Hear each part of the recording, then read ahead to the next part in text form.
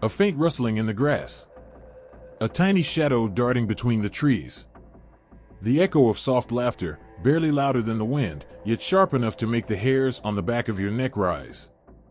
Stories say that if you follow the sound, it might lead you to something impossible, something ancient and mischievous. But tread carefully, because what you find may not be willing to let you leave. The Irish leprechaun has always carried a touch of danger wrapped in mystery. Small in size, but larger than life, it has lingered in whispers and tales, haunting the edges of forests and minds alike. Many picture it as a harmless trickster, a grinning figure in a green suit with a pot of gold and a cheerful wink. But that image? That's the safe version, the one we tell ourselves to keep the darker truths at bay. Long before it became a mascot for St. Patrick's Day parades and cereal boxes, the leprechaun lived in shadows. It wasn't a cartoon or a costume. It was a force, a being tangled with the raw, untamed spirit of Ireland itself. The kind of creature that made villagers leave out offerings and cross themselves when passing certain hills. It wasn't feared without reason. It wasn't loved without hesitation. Those who saw it claimed it was never quite the same from one tale to the next. Some said it wore red coats and cocked hats, others swore by green jackets and silver buckles. It appeared old and wrinkled in one breath, then young and sly in another.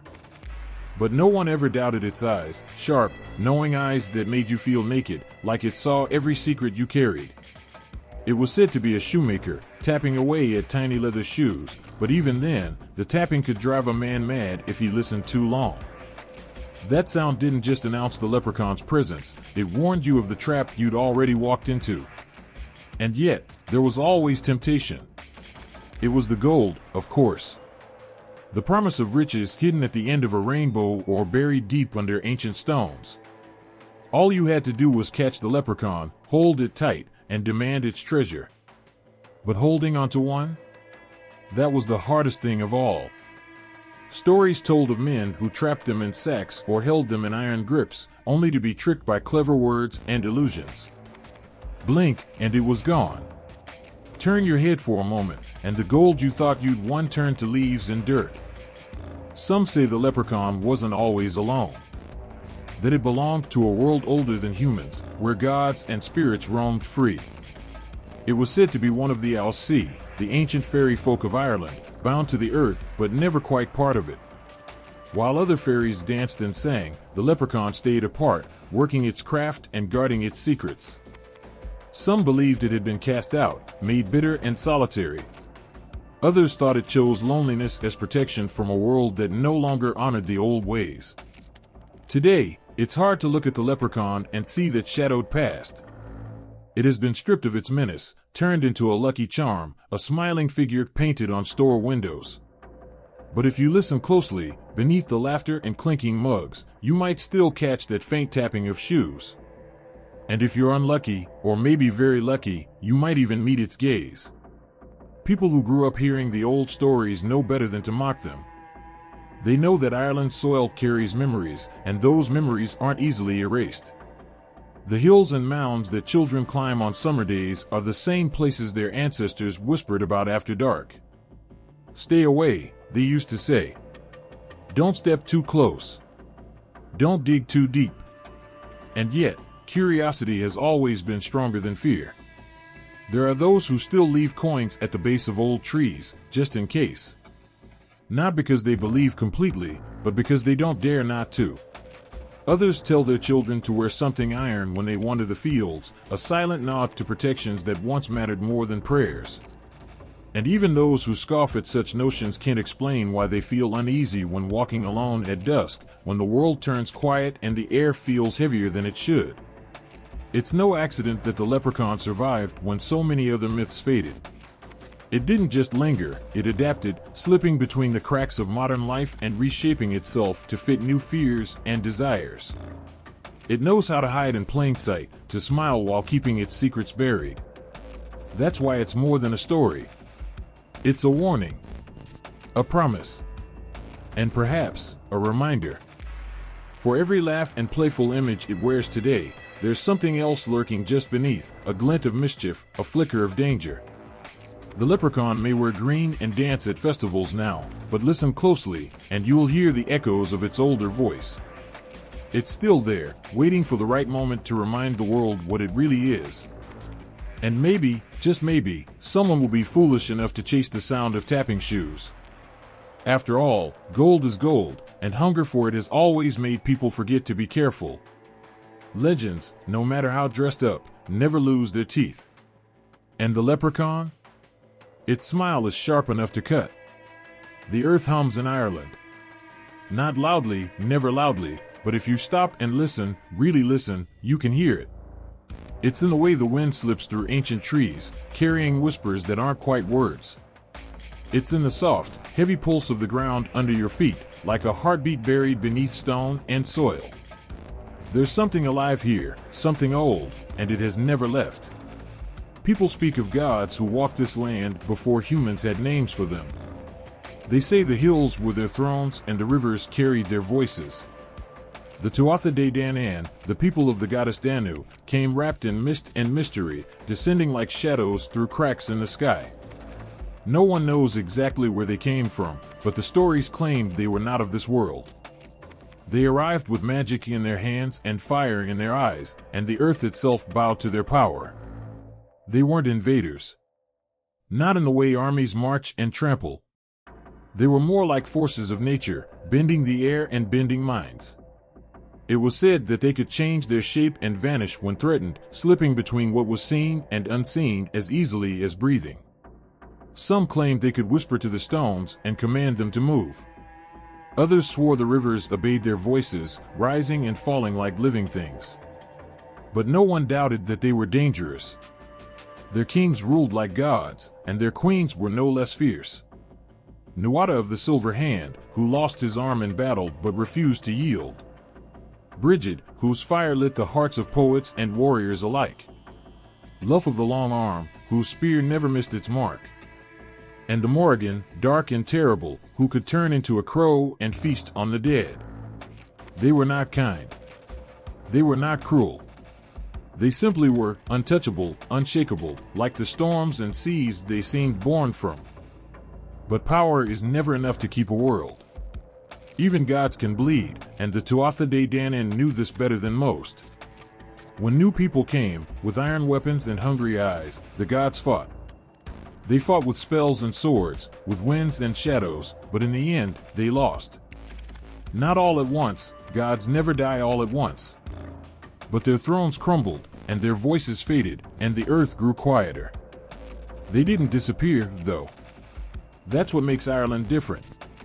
The Tuatha Dé Danann didn't vanish, they sank. They retreated underground, into hollow hills and hidden places where the earth still remembers them. And there they waited. The stories call them the Alsi now, the people of the mounds. To some, they are fairies, but that word feels too light, too harmless. These are no fluttering sprites. These are beings whose blood once ran like fire and whose shadows could still twist the air if they chose. They keep their magic close, and though most humans have forgotten them, they have not forgotten us. Every hill, every forest clearing, every circle of stones feels like a doorway to their world. And there are rules, old rules, that must never be broken. You don't step into a fairy ring. You don't take anything from their mounds. You don't whistle after dark. And if you hear music coming from the earth, no matter how beautiful it is, you don't follow it. People laugh at these rules now. They say they're just superstitions, relics of a time when the dark was scarier and the unknown felt closer. But laughter stops quickly when something strange happens. A sudden chill in the air. A shadow where no shadow should be. The flicker of a light dancing between the trees, gone the moment you blink. It's easy to forget, but the old stories don't. The Tuatha Dé Danann never left completely. Their power faded, yes, but not to nothing. It changed. It settled into the bones of the land, waiting, breathing quietly beneath the surface. And when it does rise, it rises in strange ways, through glimpses, through sounds, through creatures that don't quite belong. Some believe the leprechauns are their descendants, shaped by time and human fear. Smaller now, but no less cunning. Others say the leprechauns are their servants, left behind to guard the treasures buried with the gods. And there are those who whisper that leprechauns are not protectors at all, but warnings, shadows of the power that once ruled and might rule again if disturbed. No one agrees. No one knows for sure. But even the skeptics feel it, the weight of something unseen pressing against the edges of the world. And those who don't feel it, they're the ones most likely to stumble into something they can't explain. Because Ireland doesn't forget. Its hills and forests hold memories like scars, and its waters carry whispers long after the voices have faded. The leprechaun might seem small and harmless now, but it comes from a place where God shaped the earth and shadows were alive. And sometimes, when the wind shifts just right, it's hard to tell if those shadows ever really went away. Not everything that sleeps stays asleep. And not everything buried stays buried. The word feels strange on the tongue, leprechaun. It lingers there, light but heavy, like the soft thud of footsteps you can't see. Say it aloud, and it almost hums, like it knows something you don't. It's old. Older than the stories that dress it in green coats and buckle shoes. Older than the laughter people used to hide the fear it once carried. And if you follow its echoes, it will pull you backward, back through years that blur like mist and words that twist like roots. It wasn't always leprechaun. Before it wore this shape, it was something smaller, sharper, harder to grasp. It began as Leprechaun, a word whispered through the damp breath of ancient Ireland. Leprechaun. Small body. A name that carried weight, even when it described something slight. Because it wasn't just about size, it was about what size meant. Small things could slip between cracks. They could hide in places where no one dared look. And in a world where size was strength, small things survived by being clever. Or cruel. Leprechaun felt slippery, like it could vanish if you reached for it. It sounded less like a name and more like a warning. And maybe that's what it was, a word to mark the ones who didn't belong in daylight, who moved at the edges of sight and sense. The ones whose laughter sounded too sharp and whose shadows stretched too long. But words change, just as shadows do. And Leprechaun shifted. It softened, turning into Leprechaun, as if the land itself tried to dull its edges. It still carried the weight of something small, something lurking, but now it sounded almost playful. Almost. Yet even as it bent, it didn't break. The roots of it still sank deep, tangled in stories older than memory. Some say Leprechaun came from Leprechaun, the word for shoemaker. And maybe that's true. Maybe the name stuck because they were always making or mending, their hands moving as quickly as their minds. But shoemaker or not, the name never lost its sharpness. Because shoes weren't just shoes to them. They were armor. They were tools. They were traps, made to carry those who wore them into places they couldn't return from. Others think it was tied to lecorp, another word for a small body, but with a darker shade. Not just small, misshapen. Twisted. A body that didn't fit the rules of the world above ground and so was pushed below it. A body that knew what it felt like to be looked at and feared for what it might do if left unchecked. Words like these don't come from nowhere. They rise from something felt, something feared. And when people don't have answers, they name their fears and hope that's enough to keep them away. But names are strange things. Once spoken, they have weight. They stick. And sometimes, they become the very thing they were meant to hold back. Leprechaun wasn't just a name. It was a net. A way to catch something wild and bind it in a shape people could understand. A name to turn fear into laughter and trick the dark into stepping into the light. But even nets fray. And if you pull too hard, sometimes the thing inside breaks free. Listen to how the word moves. Leprechaun. It jumps, it skips, it dances. But there's something else beneath it. Something still. Heavy.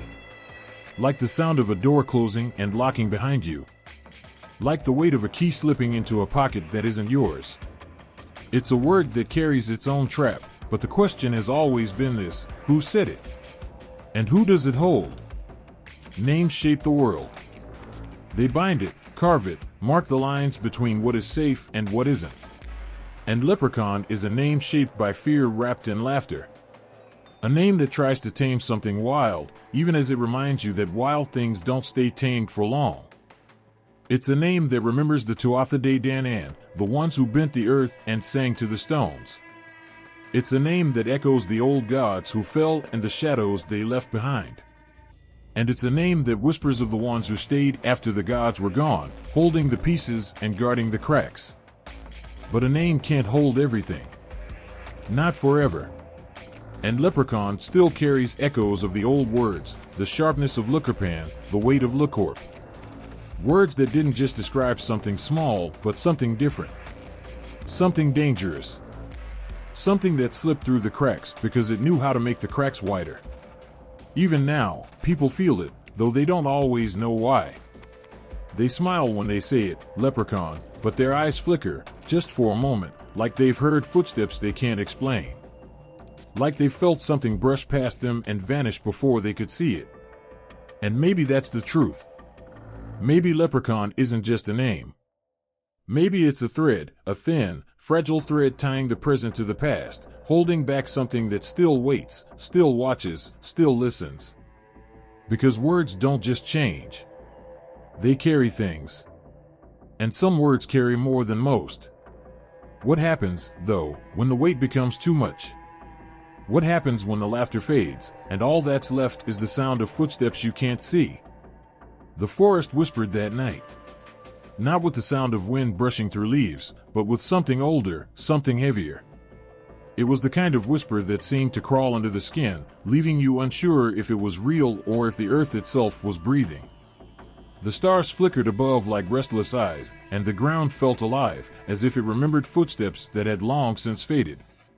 It was said that there were places where the earth was thin, where the soil barely covered what lay beneath. These were not places to linger, and everyone knew that.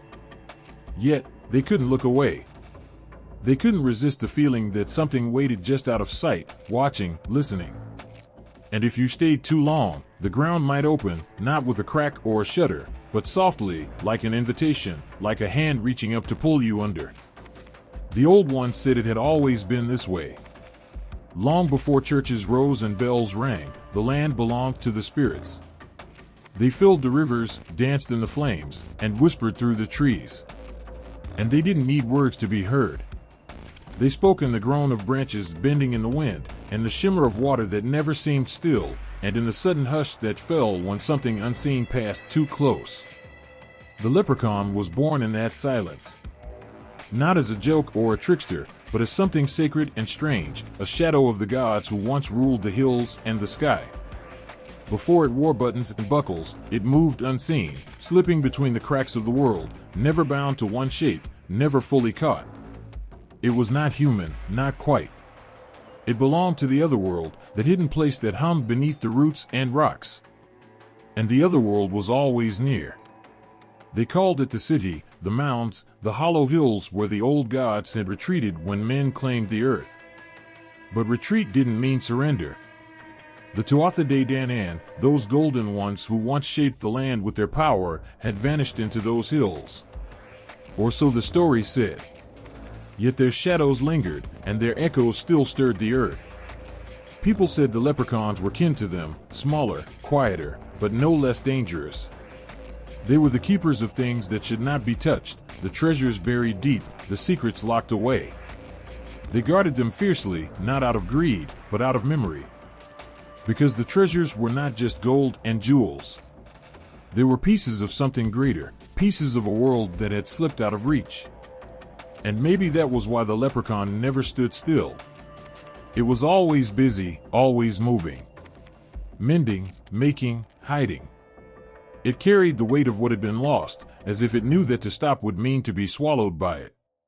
And so it worked, filling the silence with the tap of hammers and the scrape of needles, drowning out the whispers that threatened to pull it back. Yet, for all its cleverness, the leprechaun could not shake the shadows that clung to it. It had been shaped by the old beliefs, by a time when gods walked the earth and men were small. It knew the power of offerings left on doorsteps, the danger of speaking the wrong words, and the thin line between a gift and a curse. It was born in a world where nothing came without a price, and nothing left without taking something in return. Even the land itself seemed to hold its breath in those days, heavy with secrets it couldn't forget. Stones stood like silent watchers, and rivers carried whispers from one shore to the other. Fires were lit not just for warmth, but to keep the dark at bay. And when the flames flickered, people listened for the footsteps of those who had never truly left. The leprechaun was never just a trickster. It was a reminder, a shadow of the past that refused to fade. It carried the weight of the old ways, the ways that saw spirits in the trees and gods in the storms. It knew the language of offerings and bargains, the unspoken rules that bound men and spirits together. And it knew fear, the kind of fear that kept people from walking alone at night, that made them turn their shoes backward to confuse whatever might follow. The kind of fear that left coins and milk on windowsills, just in case something was watching. But fear was never enough to keep it away. Because the leprechaun wasn't bound by fear. It fed on it. It used it, twisting it into laughter and riddles, hiding its sharpness beneath smiles. It knew that laughter could be a weapon, a way to make people forget how thin the line really was. Yet, even as people laughed, they felt it, the weight of the old stories pressing against their skin. They felt it in the chill that crept up their spines when the fire burned too low, and the way shadows seemed to stretch when no one was looking. And they knew, no matter how much the world changed, some things didn't. The leprechaun was one of those things. It had survived the fall of gods and the rise of men, slipping between the cracks, hiding in plain sight. And it carried the memory of the other world, the world that waited just beneath the surface. It carried the whispers and the shadows, the echoes of what had been lost and what might still be found. And maybe that's why people still leave coins and crumbs on their doorsteps, even when they say they don't believe. Maybe it's why they still glance over their shoulders when they hear footsteps they can't explain. Because some part of them remembers. Some part of them knows that the leprechaun is not just a story. It's a thread, a fragile, trembling thread that ties this world to the one beneath it. And if that thread were ever to break, the ground might open, not with a crack, but softly, like an invitation. Like a hand reaching up to pull you under. The fire crackled in the hearth, throwing long shadows across the stone walls. The old man sat hunched, his voice a low murmur as if he feared the words might stir something awake.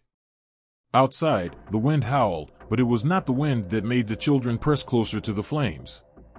It was the tale he told, the tale of the hidden ones, the watchers, the small folk who walked unseen but were never far. He spoke of ancient words, words older than the stones beneath their feet. Words that had not been written in haste, but carved into memory, held close like secrets too dangerous to lose. Words that whispered of another time when men did not rule the earth alone. And there, in those words, was a name that seemed to hum with power, Leprechaun. The children flinched when he said it, though they did not know why. It felt sharp, like the crack of a twig in the dark. It felt alive, as though the sound itself had a shape and was listening. The old man paused, his eyes glinting in the firelight, and leaned closer. He told them that the name was old, older than their fathers and their fathers before them. It was buried in stories that stretched back to when the Tuatha Dé Danann still walked the earth, before they slipped beneath the hills and the rivers closed behind them. He told them of the Leber Gabala Erin, the book of invasions, where the world itself was born in chaos and fire. It was there, hidden among the stories of gods and giants, that the Leprechaun first crept into the light. They were not called leprechauns then, not yet. They were shadows, smaller than men but older, their hands quick, their eyes sharp. The words painted them as craftsmen, makers of treasures that no man could match. But there was something else, something that made the fire seem colder as the story unraveled. They were not simply makers, they were keepers. They guarded what should not be touched, and they did so with a patience that outlasted empires. The old man's voice dropped to a whisper, and the children leaned in, their breath held. He said that the Leprechaun were born from water, pulled up from the depths where the world began. And perhaps that was why they could not be trusted. Water remembers. It carries echoes of things men would rather forget. And so did they. They were mentioned again, he said, in the tales of Fergus MacLeody, a king who thought himself clever enough to capture them. The children shivered, for they knew how those stories ended, with laughter that was too sharp, too brittle. With bargains made in desperation and regrets that came too late. Fergus had caught 3 of them, but he did not know what he held. He thought their size made them weak, but their voices were like threads, pulling at his thoughts, weaving promises that unraveled the moment he reached for them. They offered him treasures, gold beyond counting, but only if he set them free. And for a moment, he believed them. But the old man's voice darkened. Fergus had forgotten that nothing in their world came without a cost. The Leprechaun did not lie, but they spoke in riddles. And when he set them free, they did give him gold, just enough to weigh down his heart, just enough to drown him when he waded too deep. The fire crackled again, and the children stirred, their eyes darting to the corners of the room as if something might be watching. The old man smiled, but it was not a kind smile. He said the texts called them many things, spirits, tricksters, guardians, but no one knew their true name. And perhaps that was why they still lingered, slipping through cracks, hiding behind shadows. The wind pressed harder against the door, and the flames wavered. The old man's voice softened as he spoke of their treasures, the shoes they mended, the coins they hoarded, the tools they kept hidden from human eyes. But it was not greed that bound them to these things. It was memory. The treasures were not theirs to spend. They were pieces of something broken, pieces they could never put back together. And maybe that was why they laughed. Not because they were happy, but because laughter was the only thing that kept the silence away. The silence that reminded them of what they had lost. The children asked if the stories were true, if the old books still held their names. The old man's eyes darkened, and he did not answer. Instead, he reached into his pocket and pulled out a coin so old that its edges were worn smooth. He held it up to the fire, and the light danced across its surface. He said it had been found near the river, buried in the mud as if someone had hidden it there long ago. He said it was the kind of coin no one used anymore, but still, it felt heavy. Too heavy for something so small. And as the fire flickered, the children thought they heard something, a faint tap, tap, tap, like the sound of a hammer striking metal. But when they looked, the old man was silent, staring at the coin as though it might speak. Outside, the wind died, and the room grew still. The children huddled closer, not daring to look away from the shadows that stretched across the walls. The old man's voice was little more than a whisper now. He said the books were old, but the stories were older. And maybe the Leprechaun were not gone. Maybe they were only waiting. Waiting for the door to creak open. Waiting for someone to step too close. Waiting for the silence to be broken again. The night was heavy with mist, curling through the trees like whispers carried on a breath too faint to hear. The air smelled of damp earth and old roots, and somewhere in the distance, a stream gurgled softly, as if afraid to break the stillness. A woman stood at the edge of the forest, her lantern flickering as shadows danced around her feet. She had been warned not to linger after dark, but something had called her, something older than fear and stronger than reason. The stories said they lived beneath the hills, hidden where the earth folded in on itself. They were not seen unless they wished it, and few dared to test their patience. The city. The fairy folk. Those who ruled the unseen world with beauty that burned and power that did not forgive. Her fingers tightened around the lantern's handle. She had heard their laughter in her dreams and woken with the taste of honey and ash on her tongue. The city were not gentle. They were not kind. But they were always there, watching, waiting, weaving threads no mortal could see. The leprechauns, the small ones with nimble hands and sharp eyes, were said to be their kin.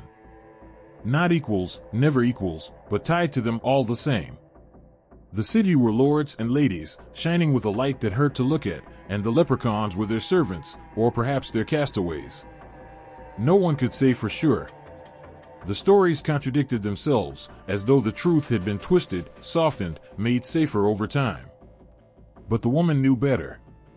She had seen footprints in the dew that did not match any man's step. She had found coins that were too smooth, too heavy, as if the metal remembered something it should not. The city walked in beauty, but it was the kind that made flowers wilt and rivers stop to stare. They were the keepers of ancient rules, rules that no one dared break. Yet, the leprechauns had broken them, or so the whispers claimed.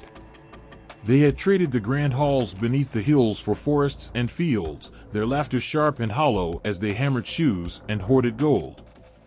But why? Some said they had angered the city, that their greed had driven them away. Others believed they had been banished for crimes no one dared speak aloud. There were even those who swore the leprechauns had chosen their exile, that they had turned their backs on the city's beauty because it came with too high a price. The woman thought of the coin she had found, cold, even in the sunlight, as though it had never belonged to this world. She had tried to throw it away, but each time, it had turned up again, resting on her windowsill or buried in the soil near her doorstep. The city had treasures, too. Jewels that shone with a light no fire could match. Weapons that could shatter stone. Harps that played themselves and made men weep. But they did not hide their riches the way the leprechauns did. They displayed them, daring anyone to try and take them. And no one ever did. The city were not bound by time the way men were. They moved like shadows, here one moment and gone the next. Their voices echoed, even when they were silent. The leprechauns were different. They worked with their hands, shaping leather and metal, as if trying to build something they had lost. Yet, the connection could not be ignored. Both could vanish in an instant, leaving only footprints or laughter behind. Both knew the hidden paths that twisted through the hills and the streams that led to places no man should go. And both carried a weight in their eyes, the weight of things remembered. The woman stepped closer to the trees, her breath catching as the mist thickened. She thought she saw movement, a flicker of light, too bright to be fireflies. Her pulse quickened. It was said that the city walked in procession, their clothes shimmering like water in the moonlight. And if you saw them, you must not speak. You must not even breathe too loud. But the leprechauns, they were tricksters. They did not glide like the city. They darted and skipped, their laughter sharp as thorns. If they led you away, it was not out of malice but mischief. Unless, of course, you had crossed them. Then their tricks turned cruel, and their laughter no longer sounded like music.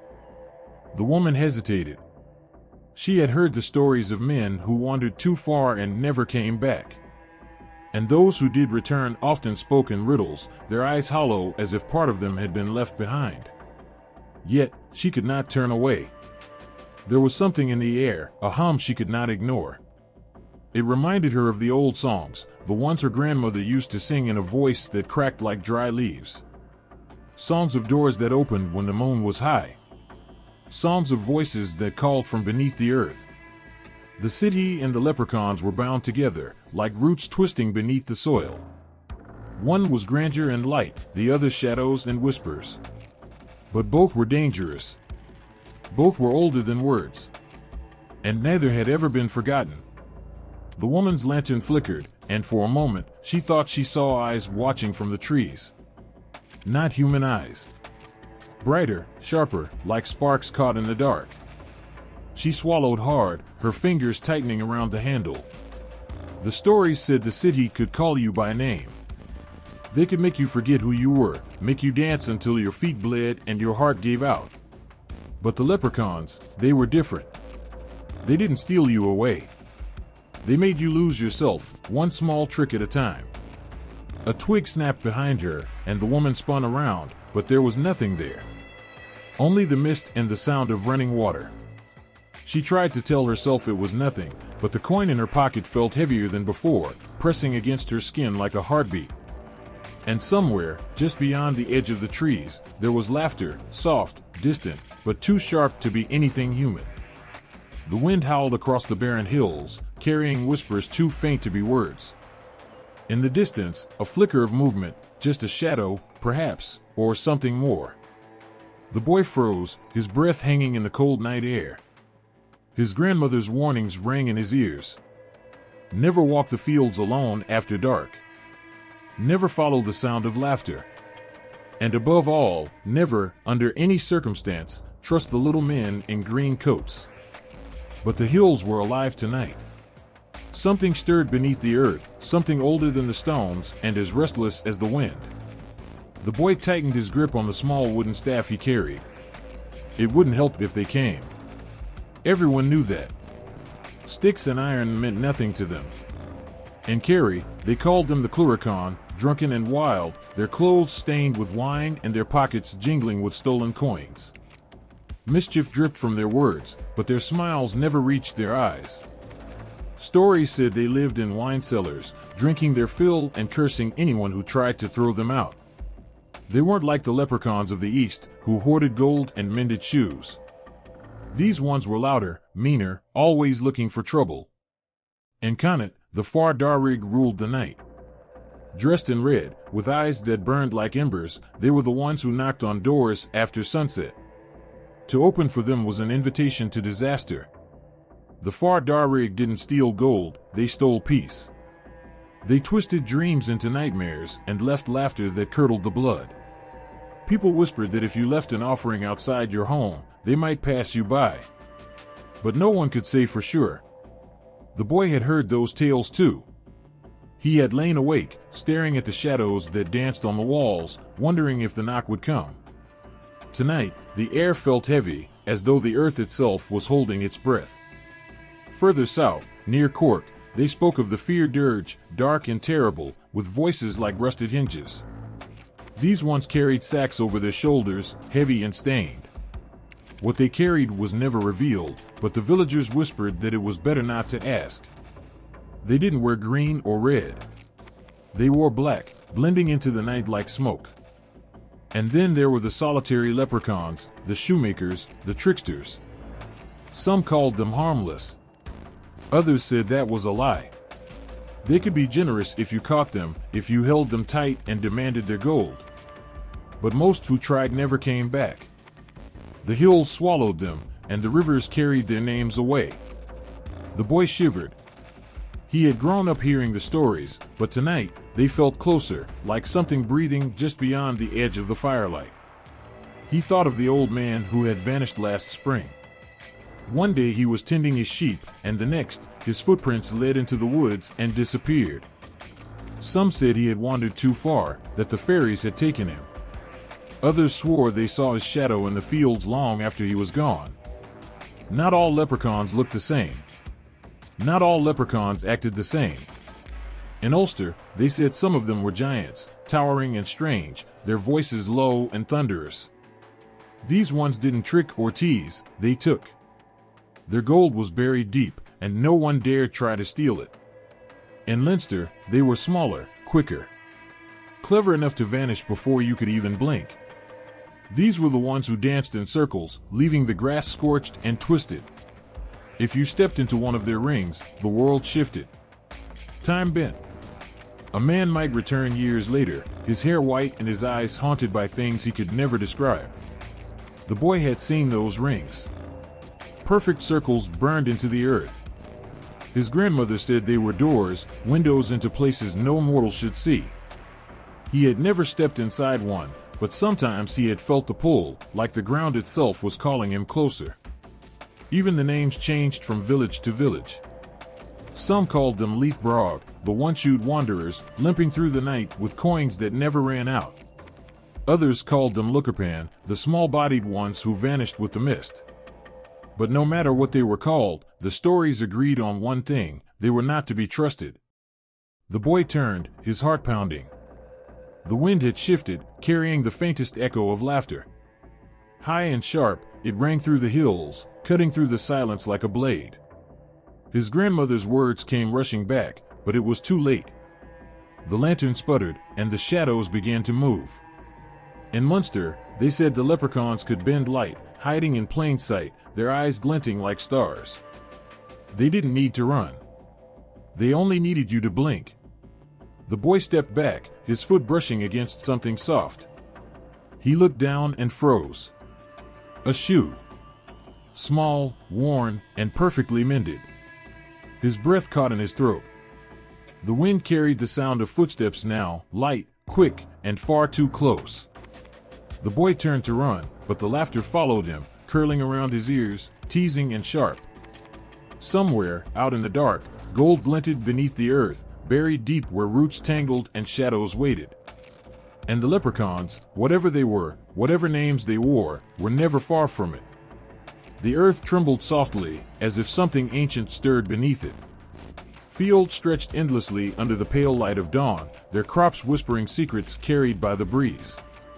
The soil was damp with the promise of growth, but the farmers knew better than to trust the quiet. They had seen the signs, the sudden rings of scorched grass, the tiny footprints pressed into the mud, the coins buried just deep enough to glint when the sun hit right. Leprechauns, they said, walked these lands when no one was watching. Not the mischievous tricksters of stories told by the fire, but something older, something that felt the rhythm of the earth and understood its hunger.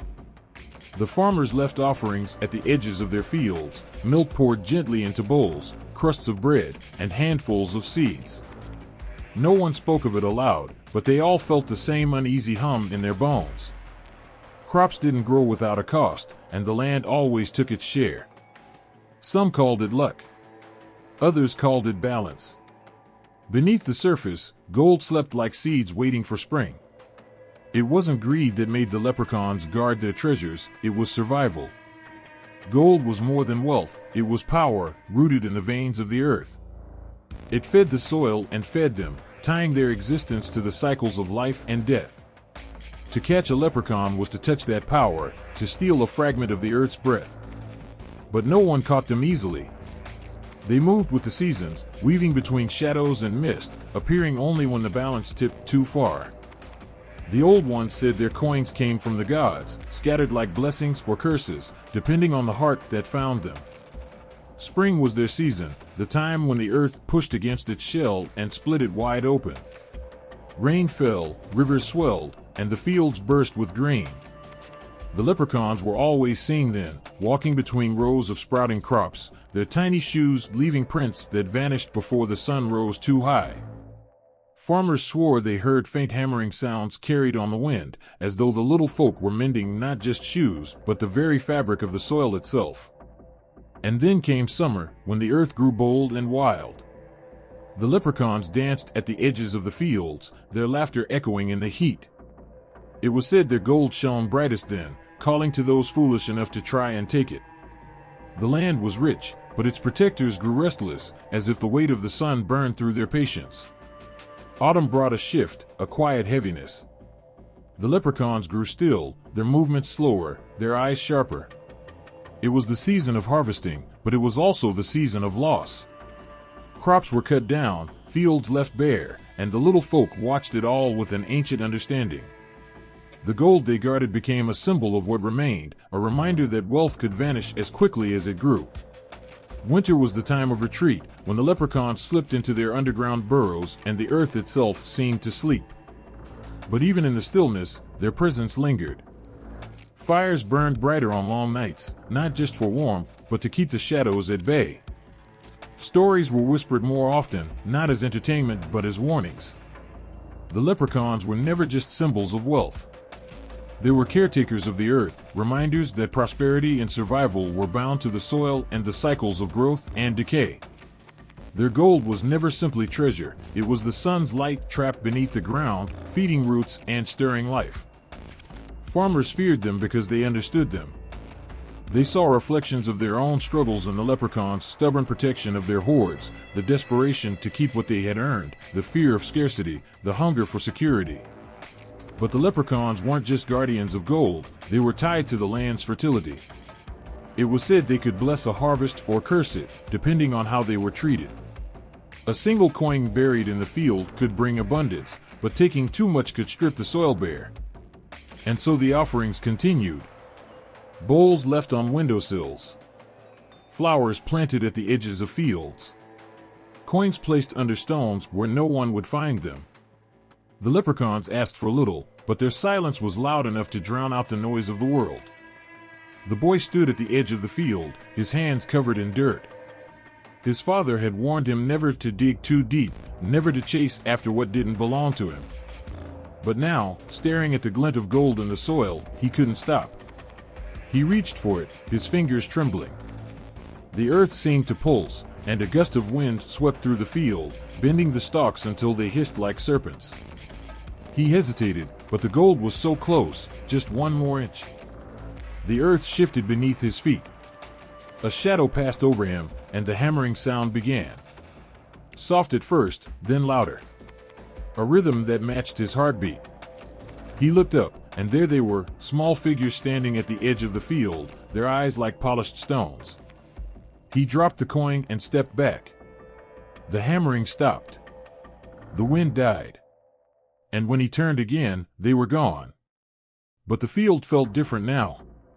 The soil seemed heavier, as though something had been buried there long ago and was waiting to rise again. And the boy, he knew better than to dig any deeper. The old man sat by the fire, his hands trembling as he carved the tiny wooden figure. The flicker of the flames threw shadows across the walls, making the little creature seem alive. Its face was sharp, almost bird-like, with eyes too large for its head and fingers that curved like claws. He paused, wiping the sweat from his brow, and whispered to no one in particular, they didn't always wear green.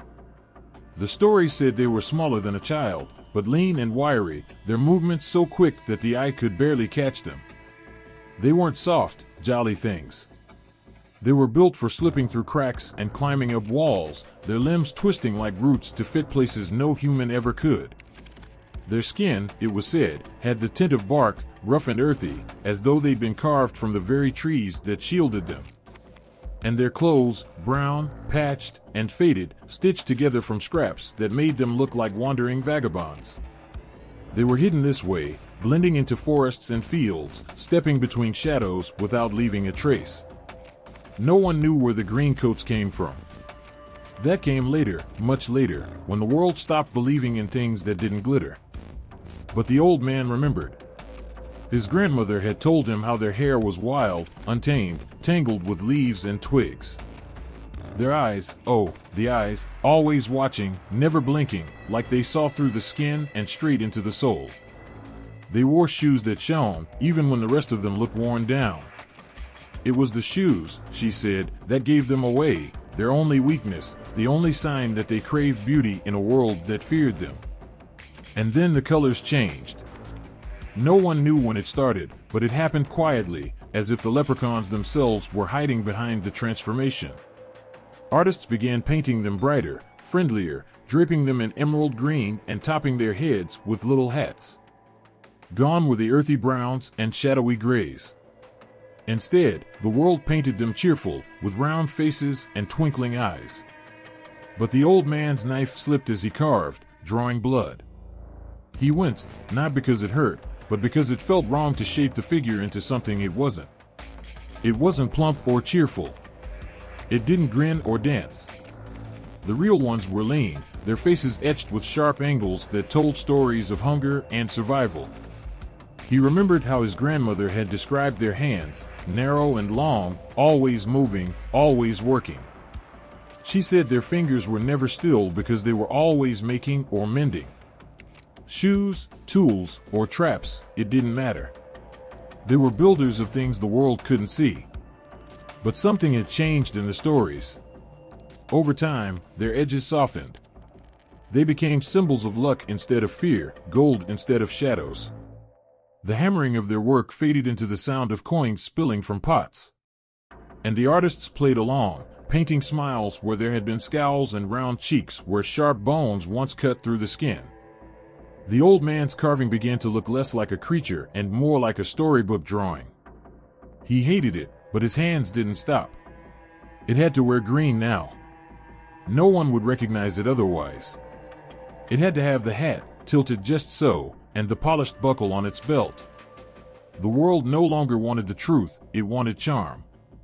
But even as he smoothed the figure's edges, he felt the weight of those old tales pressing against his chest. The leprechauns of the past hadn't cared for gold. They had cared for survival. Their clothes were stitched from necessity, not vanity. Their eyes weren't bright, they were dark, deep, like wells that held secrets too heavy for words. And yet the greencoats endured. Maybe it was easier to think of them that way. Easier to forget that they had once been feared, that their shadows stretched long across fields where crops had failed, and their laughter sounded too sharp to be kind.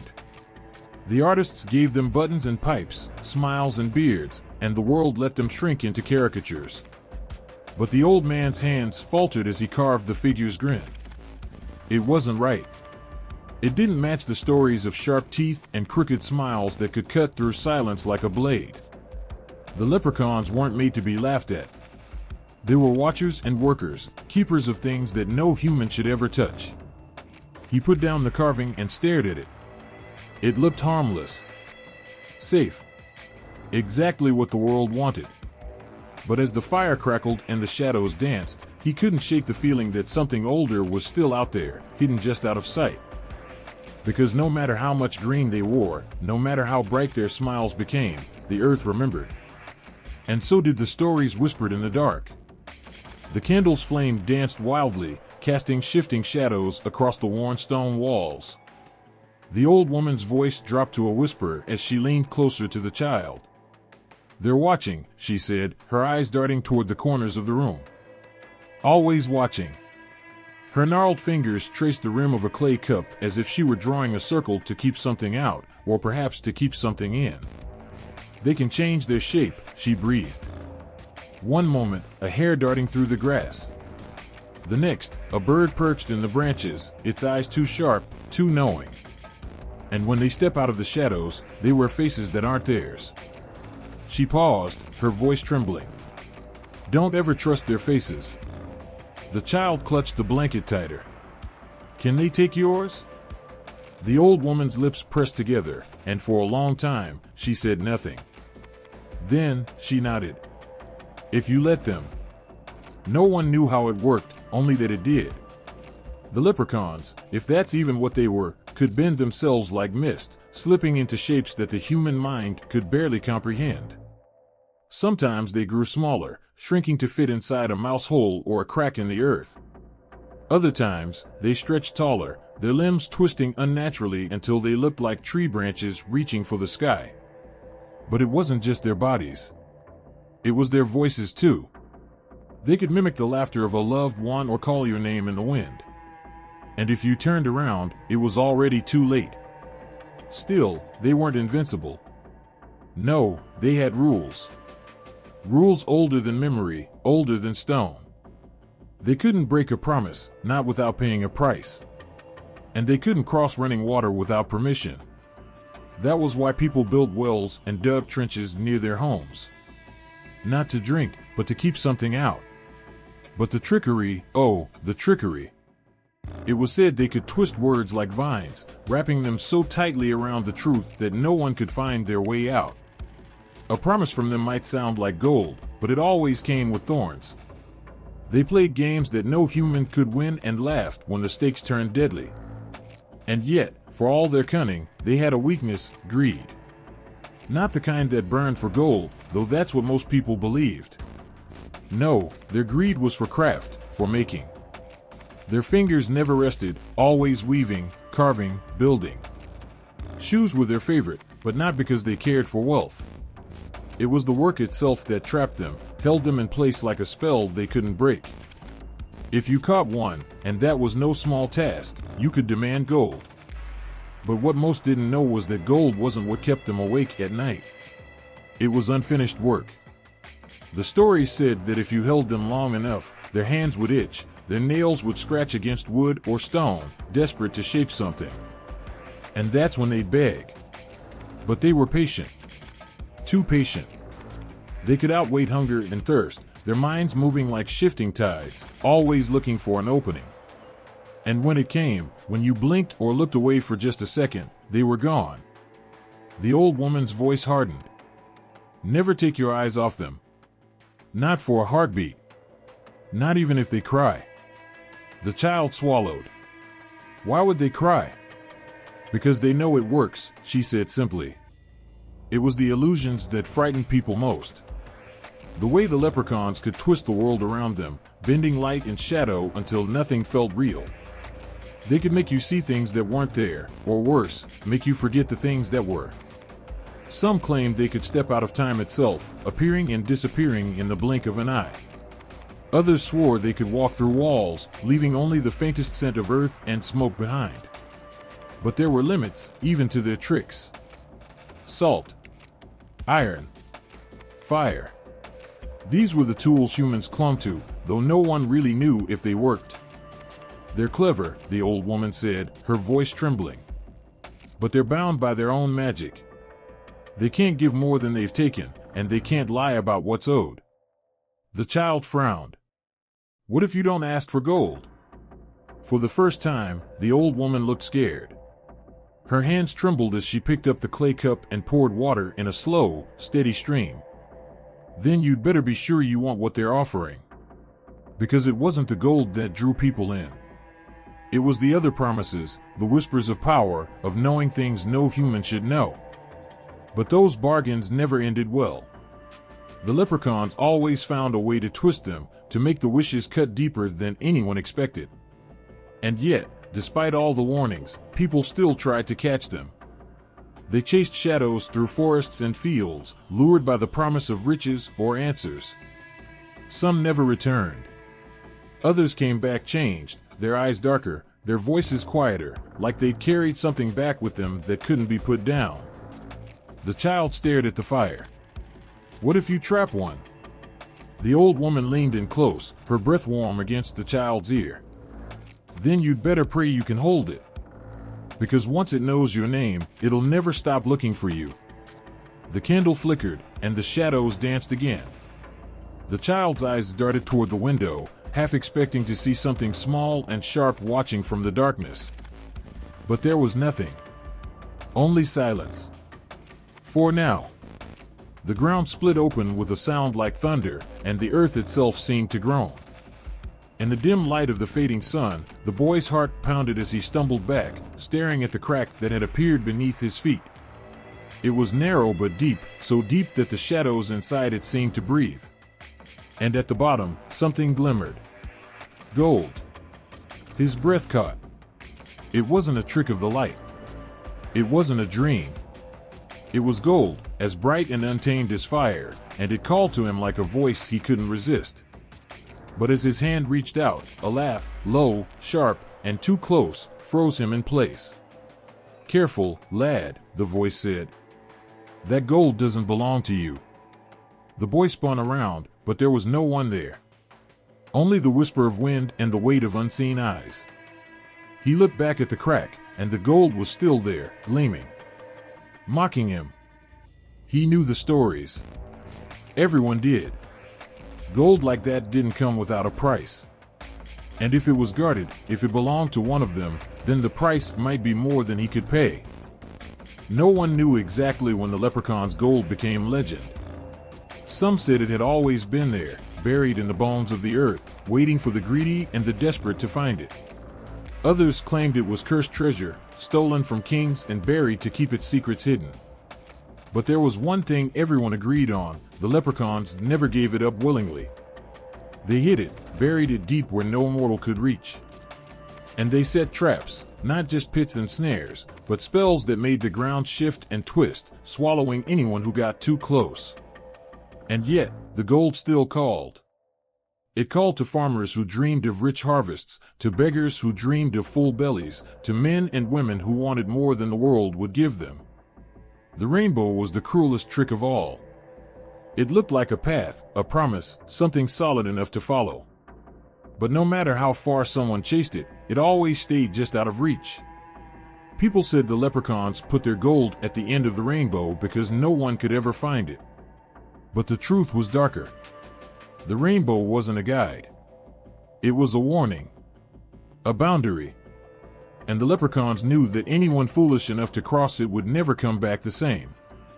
The boy had heard the stories of those who tried. Some found themselves wandering in circles, lost for days even though they never left the edge of their own fields. Others claimed they saw faces in the fog, small, sharp faces that vanished the moment they turned to look. And a few never came back at all. But the gold. That cursed, gleaming gold. It made people forget the danger. It made them believe they could outsmart the leprechauns, that they could dig faster or trap them before the tables turned. And sometimes, just sometimes, they did. But the gold always came with strings. The old man at the tavern swore he once knew a boy who caught a leprechaun and demanded the gold. The creature, cornered and trembling, had no choice but to lead him to it. And it was real. Piled so high it looked like sunlight poured into the earth itself. But when the boy turned back, the leprechaun was gone. And so was the way out. They found him days later, wandering the forest with his pockets full of coins. But his eyes were empty, and his voice never came back. And no one could touch the gold he carried. It burned like fire at the slightest touch, and when they buried it, the earth refused to close over it. The gold wasn't just metal. It was something older, something alive. It didn't want to be owned. It wanted to own. Even now, the boy's fingers itched as he stared at the crack in the ground. The gold still called to him, louder than before. He could almost feel it pulsing, like a heartbeat, like it was alive. But he remembered the old woman's warning. They don't bury it because they're afraid of losing it, she'd said. They bury it because it's safer that way. For them and for us. The boy stepped back, the pull of the gold still heavy in his chest. He didn't know if he could resist it forever. No one could. That's what made it so dangerous. That's why it never stopped calling. But as he turned to leave, he felt something cold brush against his neck. He froze. The wind had died. The forest was too still. And then he heard it, a soft, high voice, almost too faint to hear. Not leaving already, are you? The gold was still there, gleaming in the darkness. Waiting. The tap-tap-tap of a tiny hammer echoed through the stillness of the forest, sharp and steady, like the beating of a heart. It wasn't the kind of sound that came from trees swaying in the wind or birds fluttering between branches. It was deliberate, purposeful, too human to belong to the woods and too strange to belong to the world of men. A boy, no older than 12, crouched low behind a thicket of brambles, his breath tight in his chest. His grandmother had warned him not to stray this far, but the stories had always pulled at him. Stories of a sound like this, the tapping of a shoemaker's hammer. A sound that, if followed, could lead to gold. Or worse. He edged closer, careful not to snap a twig underfoot. And then he saw it. Bent over a tiny shoe, no larger than the palm of his hand, was a figure no taller than a milk jug. His clothes were ragged but finely stitched, and his fingers worked with a precision that made the boy's breath catch. Every tap of the hammer was measured. Every pull of the thread was smooth. The shoe gleamed as if it had been polished by starlight. But what froze the boy in place wasn't the shoe. It was the gold buckle that caught the light and sent it dancing through the shadows. A buckle so bright it seemed alive. The boy swallowed hard, his fingers itching to grab it. He knew the stories. Everyone knew them. Leprechauns were shoemakers, not because they loved the craft, but because it made them rich. They didn't just make shoes, they made shoes for the fae, for spirits and kings, for creatures who paid in gold that never tarnished and silver that sang. And the leprechauns hoarded that wealth, burying it deep where greedy hands couldn't find it. But there was something else, something no one ever said out loud. They weren't just cobblers. They were keepers of secrets. The boy's grandmother used to tell him that every stitch held a story, that every shoe carried a whisper of magic. The fae came to the leprechauns not just for shoes, but for protection, for charms hidden in the soles and curses woven into the seams. And the leprechauns gave them what they asked for, because a well-made shoe could lead someone home, or lead them astray forever. The boy watched as the little man picked up another shoe, this one unfinished, and began threading a silver needle through the leather. His hands were quick but careful, and there was something almost sad about the way he worked, like someone pouring their heart into a task that no one would ever see. And maybe that was the truth. Maybe the leprechaun's gold wasn't just wealth. Maybe it was payment for the work no one else could do. Work that tied them to the earth, to its seasons and cycles, to a craft that demanded more than time. It demanded pieces of their soul. The boy's grandmother used to say that cobblers were blessed and cursed all at once. Blessed because their hands could create beauty. Cursed because their work was never finished. There was always another shoe to make, another stitch to pull, another soul to mend. And maybe that's why the leprechaun's gold felt so heavy. It wasn't just treasure. It was the weight of promises kept and bargains made. It was the price of magic and the cost of survival. The boy didn't move. He wanted to run, to break the spell and forget what he'd seen. But the hammer kept tapping, and the gold kept gleaming, and something in him wanted to stay. Because the stories never said what happened if you watched too long. They never said what happened if the leprechaun saw you first. And then the tapping stopped. The boy's breath hitched. The figure straightened, turning slowly, and the boy's stomach dropped.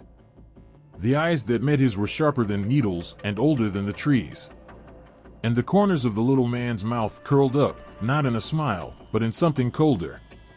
Looking for something? The boy couldn't speak. Couldn't move. The leprechaun stepped closer, his boots silent against the moss, and the boy's pulse roared in his ears. Or maybe, the little man said, voice as smooth as leather, you've already found it. The gold buckle caught the light again, and for the first time, the boy realized it wasn't just gold. It was something more, something alive. And he couldn't look away. The crackling fire in the hearth cast flickering shadows on the walls, its warmth wrapping around the room like a comforting embrace. In the corner, an elderly man leaned forward, his hands clasped together, his voice soft but sure. The air was thick with anticipation. The room had fallen silent, save for the occasional clink of a pint glass or the shuffle of boots on the wooden floor. The story was about to begin. Around the fire, faces young and old, with eyes wide in rapt attention, gathered as one. This was not just a gathering, it was a ritual. And it was here, within these sacred moments of oral tradition, that the magic of the leprechaun lived on, passed from one generation to the next, as the flame of an ancient tale flickered in the heart of a family. The leprechaun's world of mischief and mystery was not just the stuff of books or stories from faraway lands. It was a living, breathing legend that seeped into the hearts and minds of every listener. From village to village, these tales of tiny, gold-loving tricksters were whispered in pubs, exchanged between strangers over a pint of stout, and murmured at the hearths of homes scattered across the Irish countryside. The stories weren't confined to the pages of a book, they were alive in the voices of those who shared them. An unspoken rule ran through these gatherings: the magic of the leprechaun couldn't be contained within the written word. It had to be passed on, face to face, in the warmth of human connection, and the shared joy and mystery of storytelling. The power of the leprechaun's trickery wasn't just in his mischievous deeds, it was in the lessons embedded within each tale. A warning of how easily greed could lead one astray, a reminder of how cunning could sometimes outwit even the most determined of pursuers. These stories weren't just told to entertain, they were woven into the fabric of a community's shared wisdom, a thread binding the past to the present, the old to the young. The greatest gift of these stories was that they were never static. They grew with each telling, shaped by the unique voices of their narrators. The leprechaun of one village might wear a coat of bright red, while the one in the neighboring town wore a coat of green. And yet, each leprechaun carried with him the same spirit, the ability to trick, to disappear, and to leave behind only the trace of a story to tell. In the corner of a dimly lit pub, a man with a thick accent might recount his encounter with a leprechaun, a tale woven with humor, but with a thread of caution running through it. His listeners, old and young, would hang on his every word, absorbed in the magic of the moment. The younger generations would leave the pub that night, carrying the story with them, passing it on to friends and family, perpetuating the cycle of tradition. This was how the leprechaun survived, through the love of storytelling, through the passion of those who felt a deep connection to their heritage. But the magic of the leprechaun wasn't confined to the four walls of a pub or the hearths of homes, it seeped into the landscape itself. In every field, every stone wall, every twisting path, there was a place for the leprechaun to hide, to make his mischief. The tales themselves reflected the deep connection between the people and the land, between the past and the present. The leprechaun wasn't just a character, he was a part of the land, a keeper of its secrets, a reminder that the world was full of wonders, both seen and unseen. The beauty of the leprechaun story is that it was never bound by time. The man telling it could be an ancient soul, whose wrinkled hands trembled as he spoke, or a child with eyes wide with wonder, imagining a tiny man in a green coat running through the fields. Each storyteller brought their own perspective, their own twist to the legend. But one thing remained constant: the power of the story to capture the imagination, to take root in the heart, to linger long after the words had faded into silence. As the evening wore on and the firelight grew dimmer, the stories continued, and the leprechaun's legacy was passed on, just as it had been passed down for generations. In every corner of Ireland, a tale was being told, and with each telling, the leprechaun became more than just a myth. He became a living part of the cultural fabric, a reminder that some stories were too precious to ever fade away. Through the power of oral tradition, the leprechaun's mischievous grin never faded, his pot of gold never grew stale, and his trickery never lost its charm. With each telling, the leprechaun lived on, a figure as eternal as the hills themselves, embedded in the soul of a people whose connection to their past could never be broken. The stories, passed from one generation to the next, ensured that the magic of the leprechaun would never die. It would simply continue, forever alive, in the words of those who cared enough to tell the tale. The leprechaun's legacy wasn't just about gold or rainbows, it was about the spirit of storytelling, the unspoken bond between the teller and the listener, the heartbeat of a culture that refused to let its myths and legends fade into the past. And so, as the fire flickered and the last whispers of the tale faded into the night, the leprechaun lived on. Not just in the stories of those who believed, but in the hearts of those who knew that some stories, once told, could never truly be forgotten. There was once a man, a humble farmer, whose life seemed as ordinary as the earth he tilled. His hands were calloused, his clothes worn from years of work under the Irish sun, and his days bled into one another in quiet monotony. But one fateful afternoon, everything changed. As he walked through the rolling hills of his land, a glint caught his eye, a gleam so bright, it seemed as though it had been placed there by the very hand of fate. Curious, he approached, his boots crunching softly on the grass. There, nestled among the rocks, was a tiny man with a glint of mischief in his eyes and a crooked smile that seemed too clever for its own good. His clothes were green, his beard scruffy, and in his hands, he held something that gleamed like gold. The farmer's heart raced. He had heard the stories, the whispers of hidden treasures and leprechauns, but he never imagined he'd come face to face with one himself. The leprechaun, ever the trickster, saw the farmer's eager eyes and knew what was coming. "Ah, you've come for the gold, haven't you?" the leprechaun asked, his voice smooth like honey, but with a hint of challenge in it. The farmer nodded, unable to hide the greed that began to creep into his heart. But the leprechaun wasn't fooled. He raised his hand, and the gold vanished as quickly as it had appeared. The farmer, frustrated, demanded an explanation. The leprechaun, still smiling, offered him a deal: catch me if you can, and the gold will be yours. And so the chase began. The farmer ran after the leprechaun, his heart pounding in his chest, his legs aching from the effort. But no matter how fast he ran, no matter how determined he became, the leprechaun always stayed just out of reach. He was a master of misdirection, able to vanish in the blink of an eye, to lead the farmer in circles until he was dizzy and disoriented. It wasn't long before the farmer found himself standing in the same spot where he had first seen the leprechaun, his breath ragged, his hope dwindling. And then, in a moment of clarity, the farmer realized the truth: the leprechaun's gold was never meant for him. It was a lure, a temptation to lead him astray. In that moment, the farmer learned a valuable lesson, one that would stay with him for the rest of his life. True wealth was not found in gold, but in the things that truly mattered: the land he worked, the family he loved, and the peace that came from being content with what he had. The leprechaun, his trickery revealed, disappeared into the mist, leaving behind no gold, but something far more valuable, a lesson that could not be bought. This tale, like many others, carried a message that resonated deeply within the hearts of those who heard it. The leprechaun was not just a mischievous little man with a pot of gold. He was a mirror, reflecting the desires and faults of those who crossed his path. Each legend, each encounter, held a lesson, sometimes a hard one, sometimes a sweet one, but always one that spoke to the heart of human nature. In another tale, a young woman found herself standing in front of a leprechaun who had granted her 3 wishes. She had heard the warnings, "Be careful what you wish for," but in her excitement, she failed to listen. She asked for wealth, for beauty, for fame.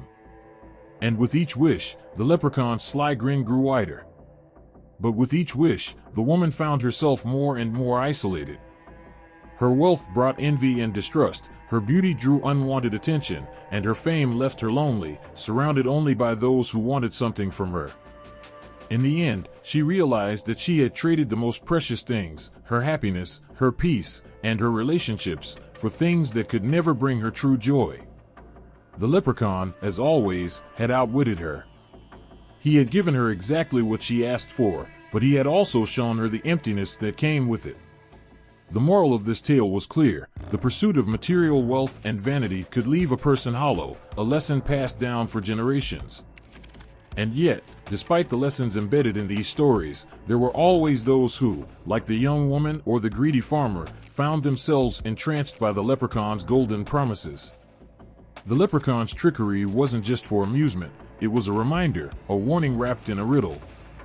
In another legend, a group of travelers happened upon a leprechaun's hidden stash of gold, buried deep beneath the earth.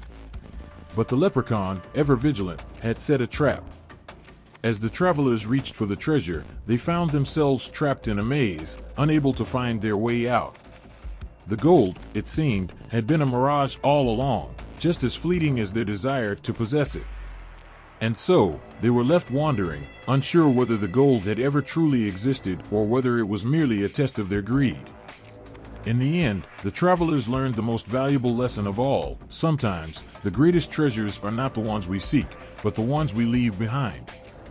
The leprechaun, with his trickery and his gold, had shown them that the pursuit of riches often led to nothing but emptiness.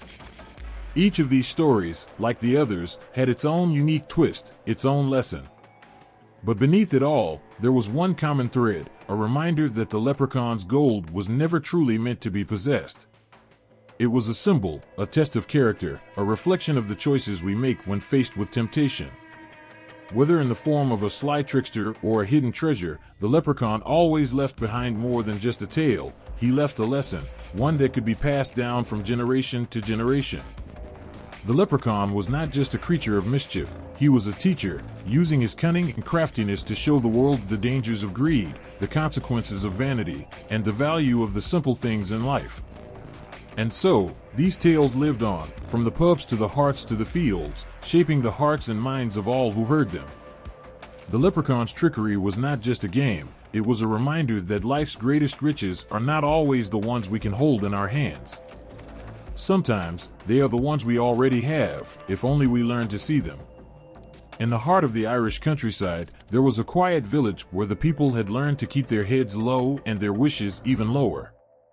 Legends of leprechauns, mischievous, cunning creatures, had been whispered through the generations, their stories winding like the very hills that surrounded the town. One particular tale, however, would haunt the villagers for years to come. It was said that a man named Seamus, a clever but weary farmer, had heard enough of the old stories. He was tired of living a life of hard work and small rewards, watching as others in the village seemed to prosper while he scraped by. One evening, as the sun set and painted the sky in fiery hues, Seamus found himself on the edge of his fields, where the grass swayed like a sea under the cool breeze. He had heard the rumors of leprechauns hiding their pots of gold, buried deep within the earth, just waiting to be found. And Seamus, fueled by a mix of desperation and greed, swore that this would be the day he would find his fortune. As the evening wore on, Seamus wandered deeper into the woods, guided only by the soft glow of the moon. His thoughts were consumed by gold, the riches that would lift him from his burdens and grant him the life he had always dreamed of. But he had no idea that he was not alone. A soft chuckle echoed through the trees. Seamus froze. The sound was quiet, like a whisper, but it was unmistakable. He turned slowly, his heart thundering in his chest, and there, standing just beyond the shadows, was the unmistakable figure of a leprechaun. The little man was dressed in green, his beard a wild tangle, his eyes twinkling with mischief. "Ah, Seamus," the leprechaun said, as if he had known the farmer all his life. "Looking for something, are you?" Seamus's mind raced. How did the leprechaun know his name? Had the creature been watching him all along? But before he could ask, the leprechaun's grin widened. "You want my gold, don't you?" the leprechaun continued, his voice a blend of amusement and challenge. "But tell me, Seamus, what makes you think you can outwit me?" Seamus, both startled and intrigued, gathered his courage. He had heard the stories, of course. Tales of leprechauns tricking people out of their gold, always one step ahead, always leaving the poor soul with nothing but empty hands and empty promises. But this time, Seamus was different. He wasn't going to fall for it. He wasn't going to be another fool. "I don't need tricks," Seamus said, his voice steady. "I've worked hard for everything I have. I'm not afraid of a little challenge." The leprechaun raised an eyebrow, clearly amused. "A challenge, is it? Very well, then. I'll give you a chance. Catch me, and the gold will be yours. But fail, and you'll leave here with nothing." Without another word, the leprechaun vanished into the night, leaving Seamus standing alone in the moonlight. A mix of excitement and doubt bubbled up in his chest. The hunt was on. For what seemed like hours, Seamus chased the leprechaun through the forest. He ran, leaped, and darted around trees, his mind focused solely on the promise of gold. But no matter how fast he moved, the leprechaun was always just out of reach, his laughter ringing out like a mocking melody in the air. And then, just when Seamus thought he could run no more, the world around him seemed to shift. The trees grew taller, the shadows deeper, and the air grew thick with an unsettling quiet. He stumbled, unsure of where he was, his heart pounding in his chest.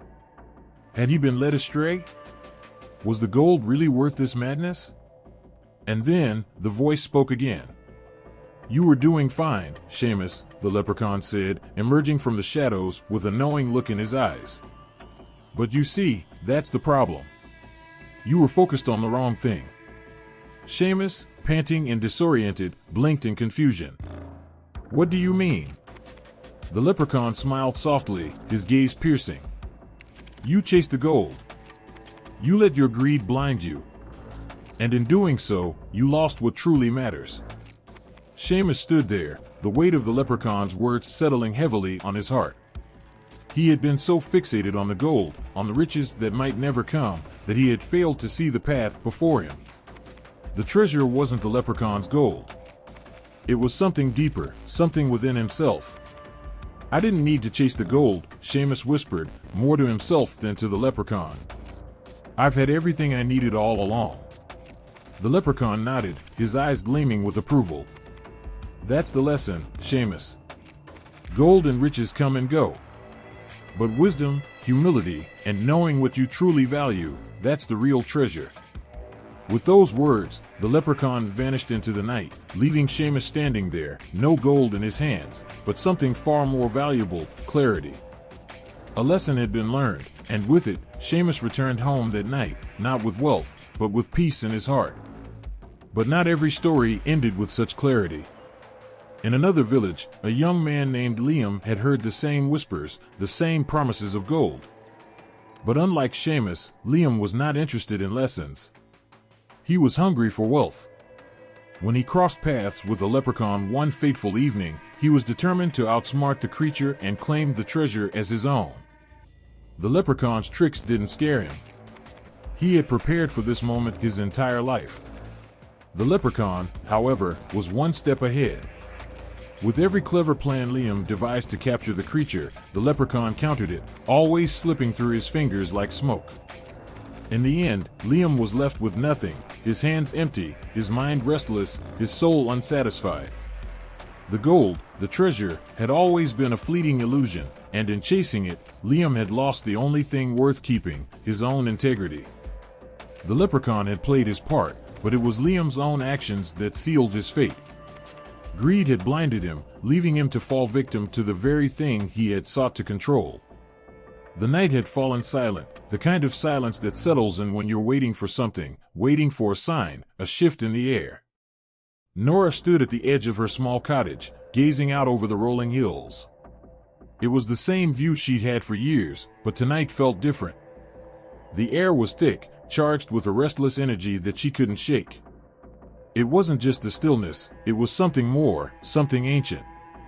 The tales her grandmother had told her flooded her mind, of leprechauns who wandered the hills, not just as tricksters or shoemakers, but as agents of fate, capable of bringing either blessings or curses.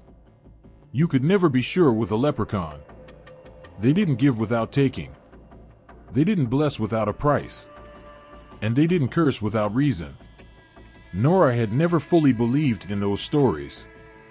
Not until tonight. She had been living in the village for most of her life, quietly tending to her garden and the chickens, never seeking trouble. But her luck had begun to shift, strange things had been happening. Crops had failed in the past few weeks, and the once vibrant garden had turned barren. The sheep had gone missing, one by one. And the village had been whispering. Whispers of a curse. A curse from a leprechaun, perhaps, who had crossed her path and decided to take something in return. With a shiver running down her spine, Nora knew what she had to do. The stories had warned her. There were ways to appease a leprechaun, to beg forgiveness, to offer something in exchange for the bad luck to stop. But that was if she wanted to beg. If she was willing to be weak. But what if she didn't want to be weak? What if she wanted to face it, to fight it? She had to make a choice. That night, the wind picked up, howling like a wild thing in the trees. The very air seemed to be alive with anticipation. She stepped out into the yard, determined to stand firm, to face whatever had been haunting her family. A shadow flickered just at the edge of her vision. For a moment, she thought she imagined it. But no, it was real. A small figure appeared from the shadows, its green coat glowing faintly in the moonlight. The leprechaun stood before her, watching, studying. Its face was unreadable, but its eyes, those eyes, shone with a glint that made Nora's heart race. "You," the leprechaun said, its voice low but strong. "You've been meddling in things you don't understand, haven't you?" Nora swallowed hard. "I don't understand what you mean," she replied, her voice steady despite the fear that gripped her. The leprechaun tilted its head slightly, eyes narrowing. "A curse does not come without cause.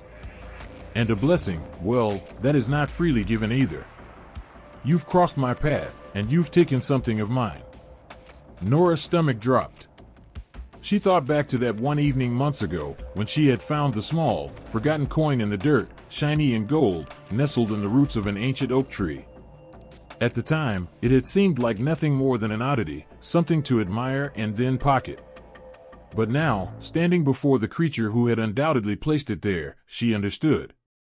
"I took nothing from you," she said, her voice trembling despite her best efforts. "I only found it." The leprechaun chuckled softly, the sound cold as winter wind. "Ah, but finding is the same as taking, isn't it? The world doesn't work that way, Nora. Everything comes with a price." The leprechaun stepped closer, its eyes gleaming as if it could see into her very soul.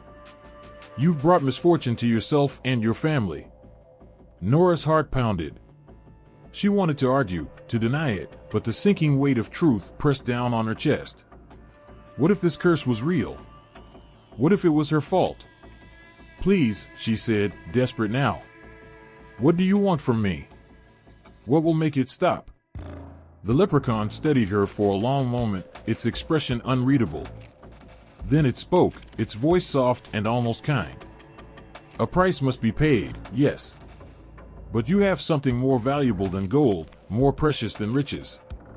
Your humility. Your willingness to learn." The leprechaun stepped back, considering. "If you wish to break the curse, you must give up that which you hold most dear." Nora felt a cold sweat break out across her forehead. Give up what she held most dear? But there was only one thing that truly mattered to her, her family. Her people, her heart, her life. Could she give that up? Find the root of your actions, Nora, the leprechaun said. The things you take without thinking. The ways you seek fortune and ignore the cost. When you have given up the greed that stirs your soul, the curse will end. But if you cannot, then the suffering will continue. With that, the leprechaun turned and vanished, disappearing into the night like smoke, leaving Nora standing alone, her heart heavy with the weight of its words. The wind howled around her, and she felt the weight of something more than just the air. It was the weight of a choice, the weight of a life to come. Days passed. Nora worked harder than ever, tending to her fields with diligence, but always with a lingering thought. Was this enough? Was it her greed, her own hunger for more, that had caused all this? Her thoughts were a whirlwind as she tried to decide. Was it her own fault that the crops had failed, that everything seemed to slip through her fingers? The curse had not yet lifted, and the weight of it settled into her bones. And yet, in those quiet moments of reflection, Nora began to see the truth that the leprechaun had spoken of. The choice was not about gold or riches, it was about the spirit. The willingness to face her own desires, her own greed, and to let it go. It was a hard truth to accept. But if she did, she knew she could reclaim something far more important than anything gold could offer. There were old rituals, too, handed down through generations, whispers of how to ward off a leprechaun's curse. One of those rituals was to leave an offering, something symbolic of humility, perhaps a token of something once cherished but now given away. It was an offering to the earth, to the spirit of the land, to the leprechaun itself. But there was no guarantee that the curse would lift. In the end, it was not the ritual that would break the curse, but Nora's own heart. The days grew longer, and the world around her began to shift. Would she be able to undo the curse? Would she ever find peace again? And what would she have to give up to reclaim her life? Only time would tell. But as she stood there, on the edge of her land, she knew one thing for sure: the true test wasn't about gold. It was about the choice to let go of what held her captive, to turn away from the greed that had kept her bound. Only then could she break free. The evening was fading as the soft glow of the fireplace flickered across the stone walls of the small cottage. The air was crisp, but inside, the warmth felt like a balm. The hum of voices carried from the nearby pub, a place where the old songs of Ireland still echoed through the rafters. There, an old man sat by the fire, a weathered fiddle tucked under his arm.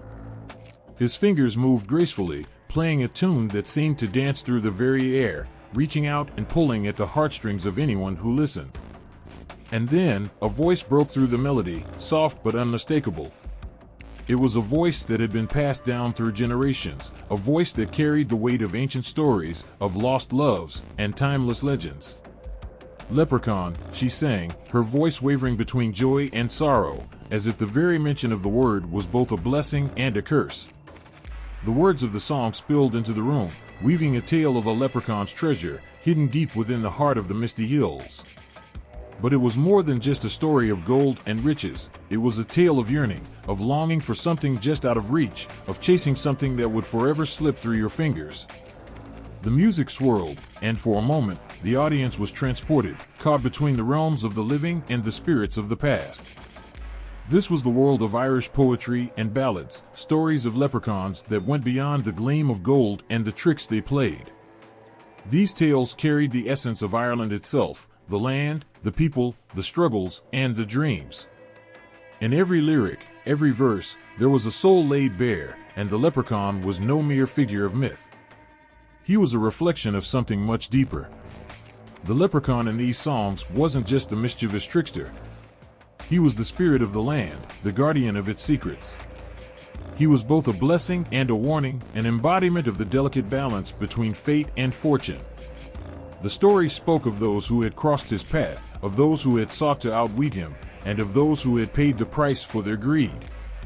One particular ballad told the tale of a young man who, desperate for wealth, followed the gleam of a leprechaun's gold. He was clever, or so he thought. He thought he could trick the leprechaun, take the treasure, and escape before the creature could do any harm. But the leprechaun, with his ancient eyes, saw through the man's deceit. And with a flick of his finger, the treasure vanished. The man was left with nothing but the lesson that greed, no matter how clever, would always lead to emptiness. But there were also songs of leprechauns who brought blessings to the deserving. These were the tales of those who had earned their gold through kindness, humility, and honesty. These ballads spoke of people who treated others with respect, who helped the poor and cared for the sick, and in return, the leprechaun would appear, offering them treasure as a token of gratitude. But even in these tales, the leprechaun was a reminder that nothing in life came without effort. There was no easy fortune, no quick fixes.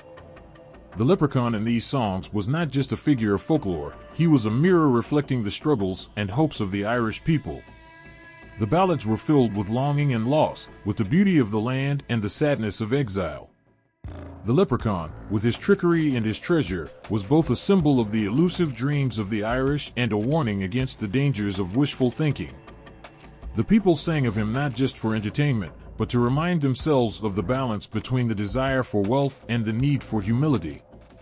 There was an old song, passed down through the generations, that told of a leprechaun's curse. The lyrics described a poor man who had been given a single wish by a leprechaun, a wish that would grant him wealth beyond his wildest dreams. But as the man made his wish, he failed to consider the consequences. The wealth he gained came at the cost of his family, his home, and his happiness. In the end, the man was left with all the riches he could ever want, but he was alone, a hollow shell of the man he once was. It was in the words of this ballad that the true essence of the leprechaun's place in Irish culture could be found. He wasn't just a trickster, a figure to be feared or adored. He was a lesson, a reflection of the Irish people's own history. The leprechaun reminded them of the cost of desire and the importance of finding contentment in the simple things. He was a figure who represented both the highs and the lows of life, the way fortune could turn in an instant, the way everything could be lost as quickly as it was gained. The music in the pubs and homes was more than just a tune, it was the heartbeat of Ireland, the soul of its people. The songs of the leprechauns, of their tricks and their blessings, were a way of keeping the old stories alive, of passing them down from one generation to the next. There were the stories of ancestors, of those who had lived through famine, war, and exile. In those ballads, the leprechaun was both a symbol of escape and a reminder of what was truly important. As the fiddle played on, the old man's bow danced across the strings, and the singer's voice rose in a lilting melody. The stories of the leprechaun continued to echo through the hearts of the people. They were no longer just tales of mythical creatures.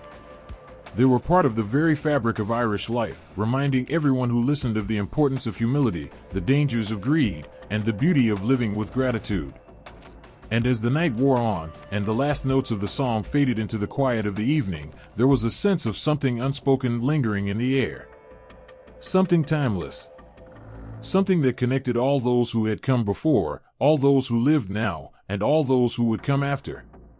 It was the legacy of the leprechaun in Irish poetry and ballads, a legacy that would never fade, no matter how many years passed. The mist hung low over the hills, shrouding the world in a blanket of soft gray. The wind whispered through the tall grasses, bending them gently, as if the earth itself were sighing in quiet contemplation. The Irish countryside, wild and untamed, stretched out before you, a place where time seemed to stand still. The rolling hills, the hidden caves, the ancient stone walls, they all carried secrets, secrets that had been passed down through generations.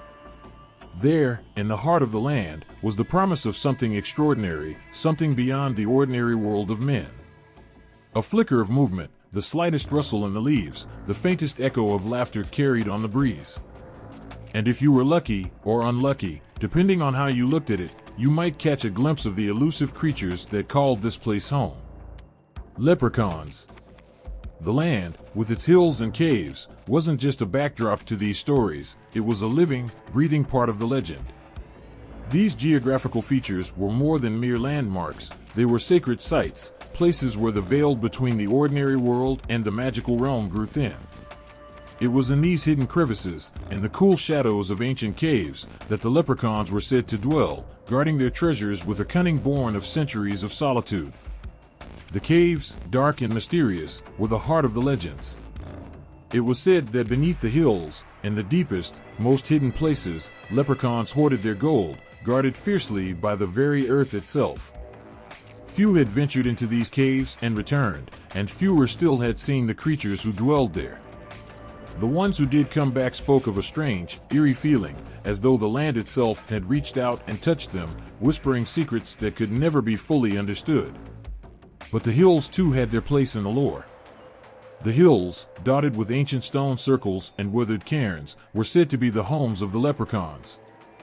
These small, seemingly insignificant mounds of earth were more than just natural features, they were the places where the veil between worlds was at its thinnest. It was here, among the tall grass and the wildflowers, that the Leprechauns were said to dance beneath the moonlight, their laughter carried on the wind like a melody. In the soft glow of dusk, when the sun had dipped below the horizon and the world seemed to settle into a peaceful hush, the Irish countryside transformed. The air grew thicker, more alive with the promise of magic. It was in these quiet moments that the stories took root, that the land itself seemed to speak. Those who had lived here for generations knew it well, the way the land shifted, the way the wind moved, the way the very earth seemed to hum with ancient energy. In these hills and caves, the Leprechauns weren't just creatures of myth. They were part of the landscape itself, entwined with the very fabric of the land. The hills held their secrets, the caves held their gold. But it wasn't just treasure they kept hidden. It was the knowledge of the land, of the earth's ancient power, passed down through generations of leprechauns. They were the keepers of this knowledge, guardians of the sacred places where magic still thrived. It was here, in the quiet of the hills, that the true magic of the leprechaun was revealed. No longer just the trickster, no longer just the mischievous little creature that delighted in outwitting humans, the leprechaun became something greater. He was a guardian of the land, a spirit tied to the very earth beneath his feet. He was the embodiment of the land's untold stories, a living, breathing connection to the ancient past. And there were places that even the most daring souls knew better than to venture. Sacred sites, places of power, where the leprechauns were said to hold sway. These were not places of casual curiosity. They were places of reverence, places where only those with the purest of hearts could enter without risking the wrath of the land. The ancient stone circles, the sacred wells, the places where the earth held a deep, unspoken power, they were all tied to the leprechaun legends. To disturb these places was to disturb the balance of the world itself, to invite the fury of creatures older than time. There were tales of those who, driven by greed or ambition, sought to steal from these sacred sites. They ventured into the hills, hoping to claim the treasure hidden within the earth. But the leprechauns, ever watchful, were not so easily fooled. Those who sought to take what didn't belong to them were met with misfortune, as though the land itself had turned against them. The unlucky souls who tried to rob the leprechauns found their lives spiraling out of control, as if the land had cursed them, reminding them that the earth's magic was not to be tampered with. The landscape, in all its rugged beauty, was more than just a backdrop for these tales. It was a character in the story, as alive and vital as the leprechauns themselves. The caves whispered with the echoes of long-forgotten secrets. The hills sang with the memories of those who had come before, their footsteps still felt in the soil. The stone circles stood like ancient sentinels, guarding the land against those who would seek to exploit its power. But not all who entered the land were driven by greed. Some came seeking the leprechaun's favor, hoping for a blessing. These people knew the sacredness of the land, the delicate balance between giving and taking. They didn't seek to steal, they sought to honor. And for those who approached the hills with respect, the leprechauns were said to offer blessings, not curses. Gold wasn't always the reward. Sometimes, it was a gift of wisdom, a knowledge that could change a life forever. As the sun sank lower, the countryside transformed again. The hills became shadows, the caves yawning in the distance like dark mouths ready to swallow anything that dared to enter. But for those who knew the land, for those who understood the ancient magic that lay hidden beneath the earth, there was a sense of peace. The leprechauns were always there, their presence felt in the rustling of the leaves, in the stillness of the night, and the weight of the earth beneath your feet. The countryside was their home, and it always would be. The hills and caves, the sacred sites, all held the stories of the leprechauns, stories that had been told for generations and would continue to be told for generations to come. These lands, so rich with history and myth, would never forget the creatures who called them home. And for those who listened closely, the leprechauns would continue to whisper their secrets on the wind. The village was quiet, bathed in the soft glow of candlelight. The air smelled of damp earth and the faint scent of incense rising from the altar. There was a stillness to the evening, a silence that seemed to hold its breath, waiting for something to happen. In the distance, a lone figure moved beneath the trees, the sound of footsteps barely audible against the crunch of the fallen leaves. It was an old man, his clothes ragged, his face withered by years of hardship. He was carrying a small bundle of herbs in his hand, his mind heavy with the weight of ancient traditions passed down through generations. This was the time of change, a time when the old ways were being replaced by something new, something unfamiliar. Christianity had arrived in Ireland, its influence spreading like a quiet tide that gently eroded the ancient beliefs. And with it came the challenge to the old myths, the stories that had been told for centuries by firelight and song, stories of creatures that lived in the hills and caves, of leprechauns who guarded their treasure with clever tricks and laughter. The old man paused at the edge of the forest, staring out across the land he knew so well. In the distance, the hills rose up, dark and mysterious, their secrets hidden beneath the earth. The leprechauns, those mischievous little creatures, had once been a part of this land, woven into its very fabric. But now, as the light of Christianity began to spread, their stories were being twisted, reshaped to fit new ideals, new morals. The old gods were being forgotten, and in their place, the Christian faith took root. The leprechauns, once playful tricksters, became something else entirely. They were no longer just the guardians of hidden gold, the clever creatures who could outwit even the most determined of humans. Now, they were something darker, something that represented temptation and the dangers of greed. The stories that had once celebrated their wit and cunning were now being reinterpreted, turned into cautionary tales that warned against the dangers of materialism. There was a shift in how people viewed the leprechauns. In the old stories, they had been revered, respected even for their ability to outsmart humans. But now, with the spread of Christianity, they were portrayed as symbols of sin, their tricks seen as a test of faith. The message was clear: the pursuit of material wealth was a dangerous path, one that could lead to spiritual ruin. The leprechauns, once the embodiment of earthly desires, were now seen as a reminder of the folly of greed. But even as the leprechaun myths were being reshaped, something of their old magic remained. The stories, though adapted to fit Christian morals, still carried a certain power. They still had the ability to make people pause, to make them think about the choices they made, the desires that consumed them. Even in the Christianized versions of the tales, the leprechauns remained symbols of the tension between earthly desires and spiritual salvation. There were those who resisted the changes, who clung to the old ways, who believed that the leprechauns still had something important to teach. They spoke of the leprechauns not as creatures of sin, but as guardians of the land, protectors of ancient knowledge. The leprechauns, they believed, were not just symbols of temptation, but of balance, of the delicate harmony between the material and the spiritual. The old man in the forest, clutching his bundle of herbs, still remembered the old stories, still heard the whispers of the leprechauns on the wind. He remembered a time when they were more than just warnings. They were part of the land, part of the soul of Ireland itself.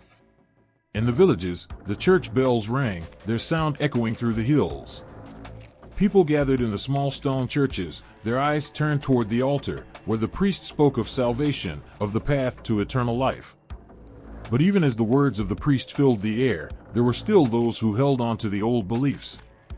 They knew that the leprechauns, with their clever tricks and hidden treasures, still had something to offer. Not gold or riches, but wisdom, the wisdom of the land, passed down through the ages. As Christianity spread, the leprechauns were no longer seen as simple creatures of folklore. They became part of the struggle between the old ways and the new, symbols of the past that could not be entirely erased. The stories told in the churches may have warned against greed, but in the quiet corners of the village, in the whispered tales shared around the hearth, the leprechauns remained a part of the landscape, their mischievous laughter echoing through the hills. And so, the leprechauns, though changed, endured. They had adapted to the new world, their stories woven into the fabric of Christianity, reshaped to fit new morals, new teachings. But at their core, they remained the same, creatures of mystery, of magic, of secrets hidden beneath the earth. They were no longer just symbols of temptation, but reminders of the delicate balance between the earthly and the divine. The old man, standing at the edge of the forest, finally turned and walked back toward the village. His heart was heavy, but there was a glimmer of hope in his eyes. He knew that the Leprechauns, though their stories had been reshaped, would never truly fade.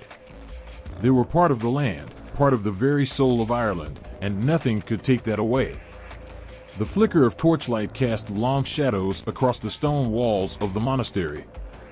The quiet murmur of monks chanting echoed through the narrow halls, their voices carrying the weight of centuries. But among the carefully transcribed pages, one manuscript sat untouched, its binding worn and its parchment aged with the passing of time. As the scribe's quill moved across the page, a new tale was being woven, one that would carry with it the breath of change. The leprechaun was no longer just a trickster of the hills, but a creature whose legend was evolving, shifting in the quiet corridors of history. The Middle Ages had a way of rewriting stories, transforming them in ways that would ripple across generations. What had once been a figure of Irish lore, a small and mischievous creature guarding its treasure, began to take on new forms, new meanings. The leprechaun, once a figure of simple cunning, was becoming more complex, his role in these stories expanding, stretching beyond the confines of his home in the Irish countryside. The medieval world was changing, and with it, so too was the leprechaun. In the soft glow of candlelight, an illuminated manuscript came to life. The leprechaun was no longer the solitary guardian of his hidden gold, lurking at the edges of the world, guarding against human greed. Now, he stood in the margins of these pages, his appearance evolving into something that reflected the growing imagination of a medieval world steeped in the fantastic. What had once been the figure of an almost comic character now carried the weight of something more, something magical and mysterious. These manuscripts were not just telling stories, they were laying the groundwork for the fantasy tropes that would echo throughout Europe for centuries to come. There was a shift in how the leprechaun was portrayed. He became less of an isolated figure, more a part of a larger tapestry that connected the myths of many cultures. He was no longer just a figure of Irish legend, but became a part of a growing European narrative of magical beings, mischievous creatures, and supernatural forces that lived on the edges of human understanding. The leprechaun's sharp wit and trickery began to be seen as traits of a broader fantasy tradition, one that saw creatures like elves, dwarves, and fairies as part of a fantastical world beyond the veil of reality. The lines between myth and fantasy began to blur, and the leprechaun, with his mischievous grin and cunning tricks, became one of the first figures to cross that line. In the pages of medieval manuscripts, where knights and dragons battled for glory, and heroes undertook epic quests, the leprechaun was given a new role, a figure of both whimsy and danger, a creature whose cunning could both lead to wealth and disaster. He was no longer just an annoyance to humans, a figure of fun and games. He was becoming a symbol of the magical forces that lived just beyond the reach of mortal understanding. The manuscripts didn't just tell stories, they captured a moment in history when the boundaries of the real and the imagined began to merge, and the leprechaun, like so many other creatures of legend, found himself in the pages of a new world. The portrayal of leprechauns in these manuscripts was a reflection of a time when the medieval mind began to stretch its imagination. Gone were the days of simple storytelling. Now, the leprechaun had become something more, something that stood alongside the other creatures of myth, beings that lived in the margins of the known world. The leprechaun's trickery, once seen as harmless fun, now carried a deeper, more symbolic weight. He was no longer just a symbol of earthly desires, a keeper of hidden treasures. He was a reflection of the forces of chaos, the unpredictable nature of the world beyond human control. And yet, in these stories, there was still a hint of the old leprechaun, the figure who loved his treasure and would do anything to protect it. But as medieval poets and writers began to shape his tale, they infused it with a sense of moral lessons, a reminder that the pursuit of wealth, of worldly gain, could be as dangerous as it was enticing. The leprechaun was no longer just a figure to be outwitted, he had become a symbol of the dangers that lurked in the shadows of human ambition. These manuscripts were the stage on which the leprechaun's evolution played out. With each passing year, the lines between the real and the mythical grew thinner, and the leprechaun was increasingly woven into the fabric of a broader European fantasy tradition. As kingdoms rose and fell, as the world shifted from feudalism to the early stirrings of the Renaissance, the leprechaun found his place not just in Irish folklore but in the very heart of European imagination. His story was no longer confined to the hills and caves of Ireland, but was now part of a larger world, a world where magic, adventure, and the unknown waited at every turn. In the quiet corners of medieval Europe, as scribes worked by candlelight, the leprechaun's transformation was taking place. He had become more than just a figure of trickery. He had become a symbol of the unknown, a reflection of the magical forces that had yet to be fully understood. And in these manuscripts, the leprechaun stood as a reminder of the power of the imagination, of the way that stories could shape the world and the world could shape stories. The leprechaun's evolution in these medieval texts was not just a change in how he was portrayed, but a shift in how people viewed the world. No longer just a simple creature of Irish folklore, the leprechaun had become a part of a larger story, a part of a world where magic and mystery were just as real as the land beneath their feet. And with this shift, the leprechaun's place in the world had been forever changed. The land was heavy with the weight of foreign boots. The Irish hills, once untouched and alive with the pulse of ancient stories, now echoed with the rhythms of soldiers marching through fields they had no right to claim. The wind seemed to carry the whispers of a time when the land was free, before the waves of oppression rolled in. The Irish people had always carried their myths close to their hearts, but now, with the British flag flying over their heads, those myths would have to fight harder than ever to stay alive. In this time of hardship, the leprechaun became something more than just a trickster or a keeper of gold. He became a symbol of defiance. Amidst the harsh rule and the constant pressure to submit, the small, mischievous figure of the leprechaun stood tall, a representation of everything the Irish held dear, their independence, their wit, and their pride. He was no longer just a figure of folklore. He had become a reminder of what it meant to resist, to hold on to one's identity, even in the face of overwhelming force. As the Irish were forced to bow before the crown, they clung even harder to the stories that had kept them alive for centuries. The leprechaun, small and elusive, became the embodiment of the Irish spirit. There was something powerful about a creature who could slip through your fingers, who could outwit those who sought to control him. In the leprechaun, the Irish saw a reflection of their own struggle. He was a symbol of their will to survive, a reminder that no matter how hard the world pushed, there was always a way to fight back, even if that way was through laughter, through wit, through the small, unnoticed victories that added up to something far greater than the sum of their parts. But as British rule deepened its grip, the leprechaun began to shift in the eyes of the Irish people. He was no longer just a figure of fun, no longer merely a character in stories told by the firelight. He was now a symbol of resilience, a figure who could outlast the storms that were crashing around him. He became a reminder that, despite the heavy chains of colonization, the spirit of Ireland could never truly be broken.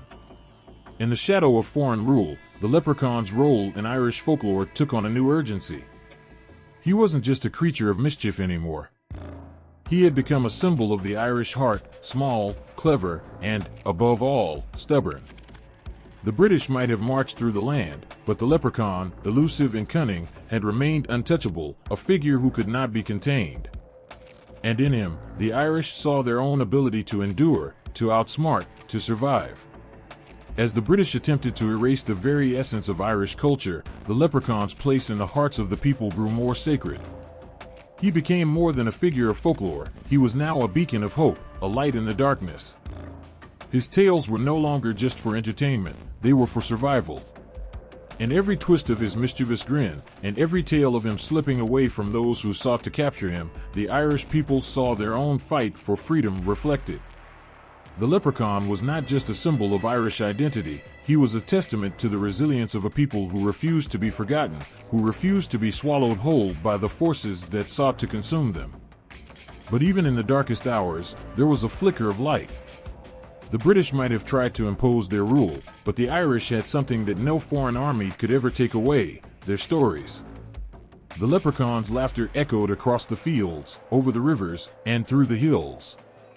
His small, defiant presence became a form of resistance in itself, a declaration that even in the face of overwhelming odds, the Irish spirit would not be silenced. He was a reminder that, no matter how much the world changed, there was always a way to hold on to who you were. The more the British tried to suppress the Irish, the more fiercely the leprechaun clung to his place in the folklore. He became a symbol of what it meant to fight back, not with brute force, but with cleverness, with resilience, with the ability to find joy in even the darkest of times.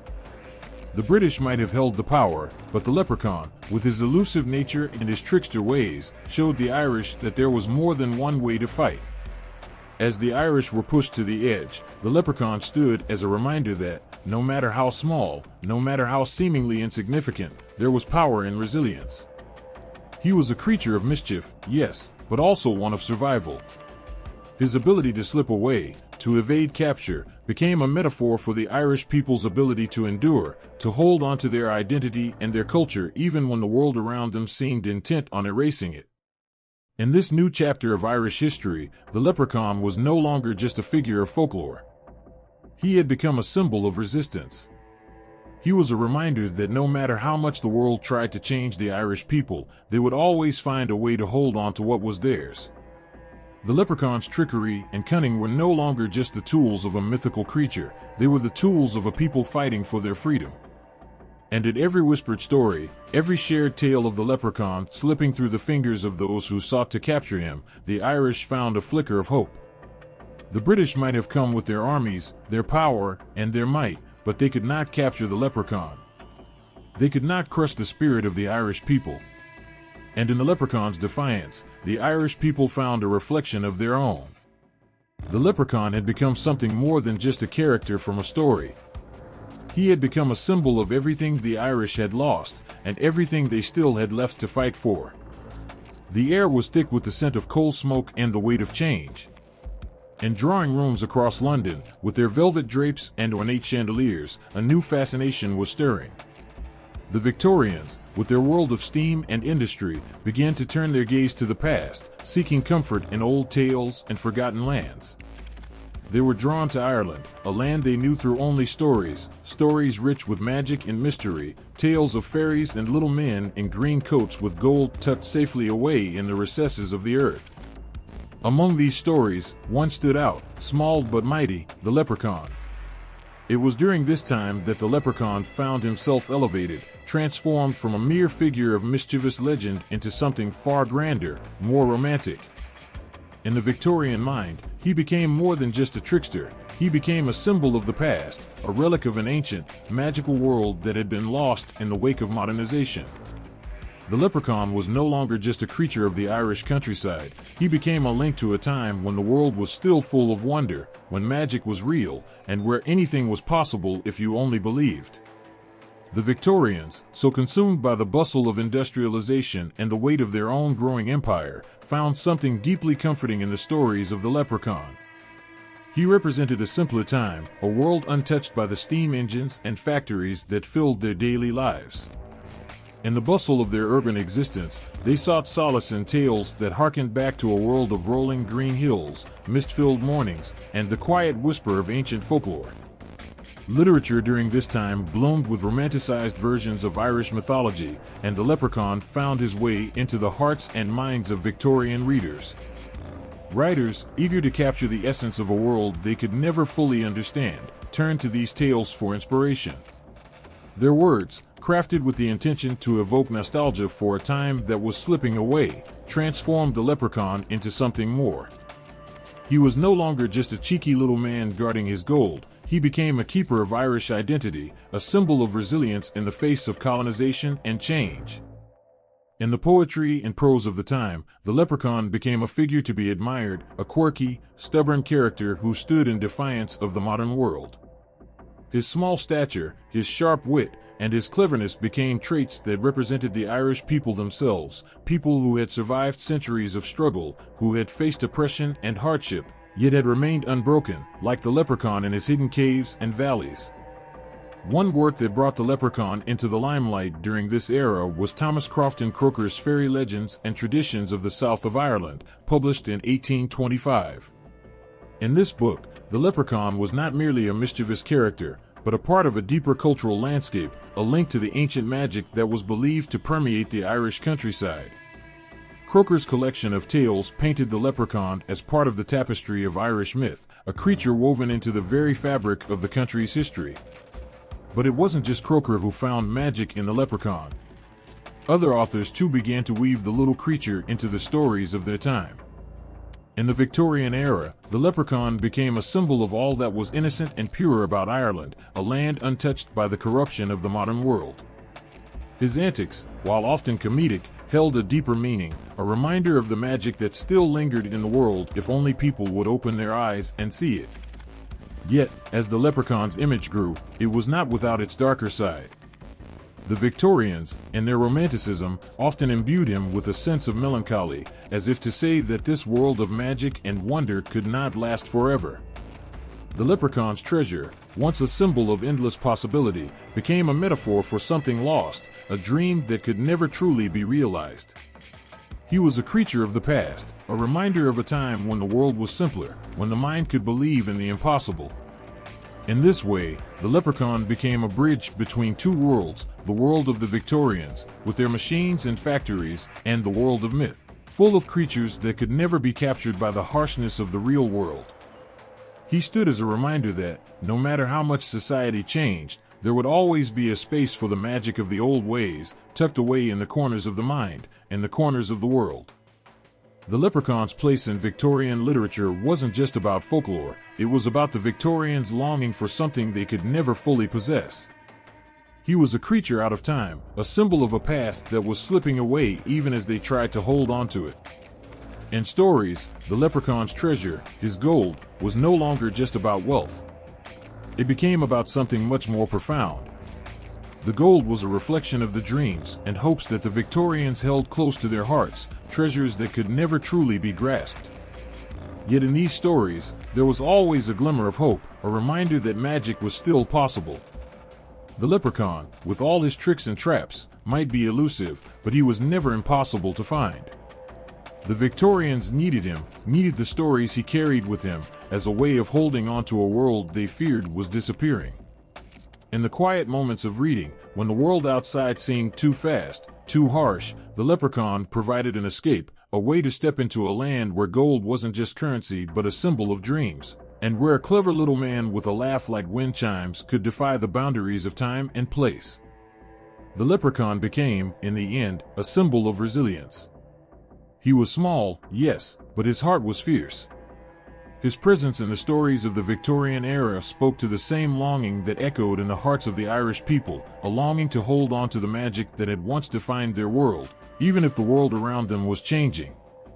And so, the leprechaun became something more than just a fairy tale figure. He became a reflection of a time and place that could never be fully captured, but would never be forgotten. The wind howled through the rolling hills, carrying with it the weight of the past and the whisper of something forgotten. Ireland, a land scarred by centuries of struggle, was waking up. The early 20th century had arrived, and with it, a revival of stories that had long been whispered around fires and passed from generation to generation. The leprechaun, once just a figure of mischievous folklore, was about to find new life through the hands of those who believed in the power of words and the magic of the past. It was a time of cultural renaissance, when the soul of Ireland seemed to stir beneath the surface.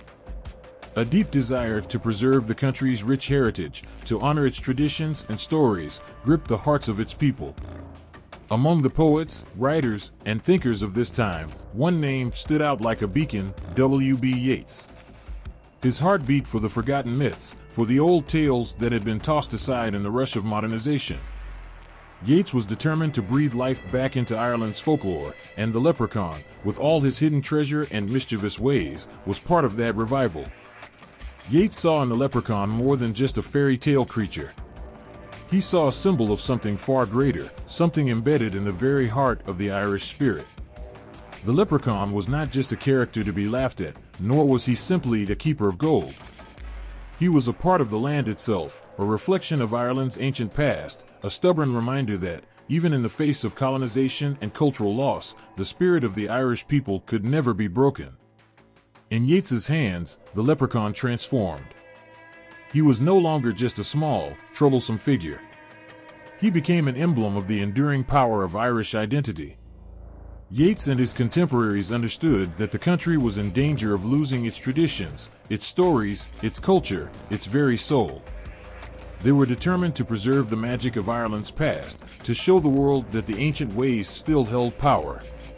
Through Yeats's work, the leprechaun became a creature of both light and shadow. He represented the old world, a world of magic and mystery, but also a world that had been oppressed, forgotten, and nearly lost. Yet, in the pages of Yeats's poetry and stories, the leprechaun stood tall, a figure of resilience and resistance. He was a part of the Irish heritage that had been fought for, a symbol of the Irish people's connection to the land and their history. The leprechaun's role in the cultural revival wasn't limited to Yeats alone. Writers like Lady Gregory, who worked alongside him, began to document and preserve the folklore that had been passed down orally through generations. She collected the tales of the leprechaun, alongside other myths and legends, preserving them for future generations. In her hands, these stories were not just old words on a page, they became a lifeline, a way to reconnect with a past that was on the verge of being forgotten. Yeats, Lady Gregory, and other members of the Irish literary revival saw the leprechaun as a symbol of survival. Amidst the changes brought on by the modern world, the leprechaun remained, tucked away in the corners of Irish folklore. His treasure, though often elusive, became a metaphor for something deeper, the precious cultural heritage that the Irish people were determined to preserve, no matter the cost. But the leprechaun's resurrection wasn't just about preserving the old stories. It was about reinventing them, making them relevant once again in a changing world. Yeats and his contemporaries didn't simply repeat the old myths, they breathed new life into them. They took the leprechaun's gold and transformed it into something more than just treasure. It became a symbol of hope, a dream that could still be chased, even in the darkest of times. The leprechaun's tricks and deceptions became a reflection of the Irish people's own resilience. He was small, yes, but he was clever. He was underestimated, but he would always outwit those who sought to capture him. Just like the Irish people. And as the leprechaun's presence in literature grew, so too did its impact on the Irish identity. The stories of the little man with the pot of gold became more than just tales for children. They became a rallying cry, a way for the Irish people to reconnect with their past and claim their future. The leprechaun, once a figure of mischief, became a symbol of pride. His place in literature was no longer limited to the pages of old stories, he became part of the fabric of Ireland's cultural revival. The revival wasn't just about literature.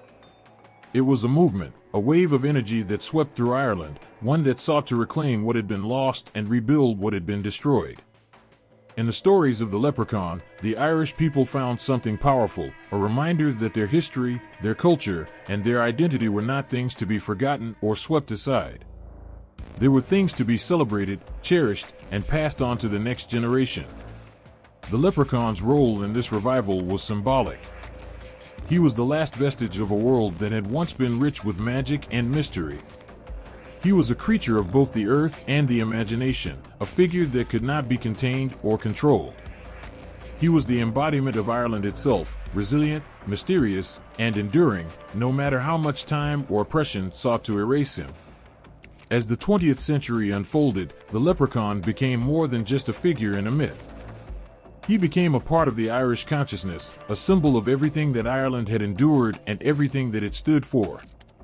The leprechaun's gold was no longer just a prize, it was a testament to the resilience of a people who would never forget their roots, no matter how far they had to reach to find them. And in the hands of W.B. Yeats and others, the leprechaun lived on, not as a relic of the past, but as a living, breathing part of Ireland's future. In the heart of Dublin, a tourist shop stands at the corner of a busy street. Its windows gleam with green hats, shamrock-shaped keychains, and tiny porcelain leprechauns that smile up at passers-by. The shelves are packed with souvenirs, each one a token of something deep, something rich, something undeniably Irish. But as the crowds bustle through, their laughter echoing off the cobblestone streets, it's hard not to feel that something is slipping away. The leprechaun, once a symbol of Irish folklore, has been caught in the churn of the modern world, a world that now treats him as a mascot, a commodity to be sold, packaged, and consumed. As tourists clamor for photos with lifelike leprechaun statues and clutch their stuffed green-clad figures, the ancient magic of the little Irish tricksters seems to fade, replaced by something more polished, more marketable. The leprechaun has become a caricature, a tiny, cheeky figure who no longer holds secrets or ancient wisdom. His pot of gold? Now, it's just another trinket, a memento to take home. Yet, in the quiet corners of Ireland, the story still lingers. The leprechaun, once feared and revered, is now a commercialized symbol, stretched thin by the pressure of modern advertising and tourism. He's been reinvented, not as a creature of magic, but as a logo, a brand. The leprechaun's mischievous grin now graces advertisements for everything from potato chips to whiskey, his image plastered on billboards and in magazines, serving as an easy, recognizable figure of Irish identity. The shift is stark. The leprechaun, who once danced on the edges of ancient myths, has been ushered into a world that doesn't quite know what to do with him. He's been stripped of his complexity, reduced to an image that promises luck, fortune, and a bit of fun. But what does this mean for the heart of Irish culture? In the golden age of folklore, the leprechaun wasn't just a figure of amusement. He was a reflection of Ireland itself, its people, its land, its resilience. His cleverness, his trickery, was a symbol of survival, a testament to how the Irish had survived centuries of hardship. But in the world of tourism, the leprechaun has been distilled into something far less profound, a cute, harmless figure of fantasy, a mascot to lure tourists into souvenir shops and bars, where the magic he once embodied has long since vanished. The commercialization of the leprechaun has its roots in the growing global fascination with Irish culture. As the world became more connected, Ireland's mystical landscape and rich folklore became a lure for travelers seeking a taste of the otherworldly. Yet, in this desire for the fantastical, the leprechaun was transformed into a symbol of an idealized, marketable Ireland, a land of endless green fields, friendly people, and whimsical creatures. But beneath the glossy brochures and catchy slogans, something authentic was slipping through the cracks. Tourism, with its shiny promises of adventure and discovery, is now part of the leprechaun's new world. The once hidden, secretive leprechaun, who danced between the lines of the real and the supernatural, is now there for all to see, readily available for a photo op or a souvenir purchase. The leprechaun has become part of the tourist fantasy, one that makes the Irish countryside seem simple and magical, a place untouched by the harsh realities of the modern world. But with each trinket sold, with each image plastered on another glossy advertisement, the leprechaun loses something precious. He loses his roots in the soil of Ireland, his connection to the stories that have been told for generations. The small, cunning creature who once represented the complexities of Irish life now stands as a hollow figure, his magic replaced by the humdrum of commercialism. Still, there are moments when the old leprechaun sneaks back in, when the world slows down just enough for people to feel that glimmer of ancient wonder. A child's laugh as they spot a leprechaun statue in a shop window. The sparkle in an elderly Irishman's eye when he recalls a tale of a leprechaun's clever trickery. These moments are fleeting, like the faintest whisper of something long forgotten. They remind us that the leprechaun, in all his mischievous glory, still carries a piece of something much deeper, a link to the past, to a time when the stories told around the fire held real meaning. Yet, even in these moments, the question remains, what has been lost in the process of commercialization? What happens when a symbol of a people's struggle, a creature once cloaked in mystery, is reduced to a selling point, a cute face that smiles from every shelf and postcard? There's no denying the impact of commercialization on traditional Irish culture. The leprechaun, once a figure of myth and legend, now competes with a version of himself that is sanitized, commodified, and easy to sell. The deep, layered meanings of the leprechaun's tricks and his gold have been replaced by trinkets and slogans, designed to lure and entertain, rather than to provoke thought or inspire awe. But even in this modern world, something stubborn remains. The Irish people, like the leprechaun himself, are resilient. Their culture, their stories, their magic, though it may have been altered, commodified, and repackaged, can never truly be erased. The leprechaun may have been transformed into a symbol of tourism and advertising, but he still carries within him the pulse of Ireland's past, the heartbeat of a nation that has survived against all odds.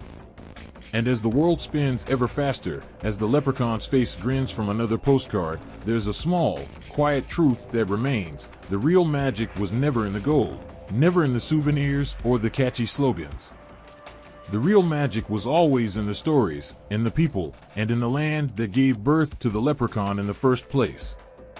Though the world may have changed around him, the spirit of the leprechaun, the spirit of Ireland, remains. Hidden, perhaps, but still very much alive. In the flickering darkness of a theater, a small figure with a crooked smile suddenly springs to life on the screen. He's green, mischievous, and his eyes sparkle with a wicked gleam, a far cry from the quiet, humble leprechaun of Irish folklore. The audience laughs, entranced by the little man's antics, not knowing that this character, born from the rich soil of ancient myth, is about to take on an entirely new life. Hollywood, ever eager to twist and turn legends into something entertaining, has claimed the leprechaun as its own.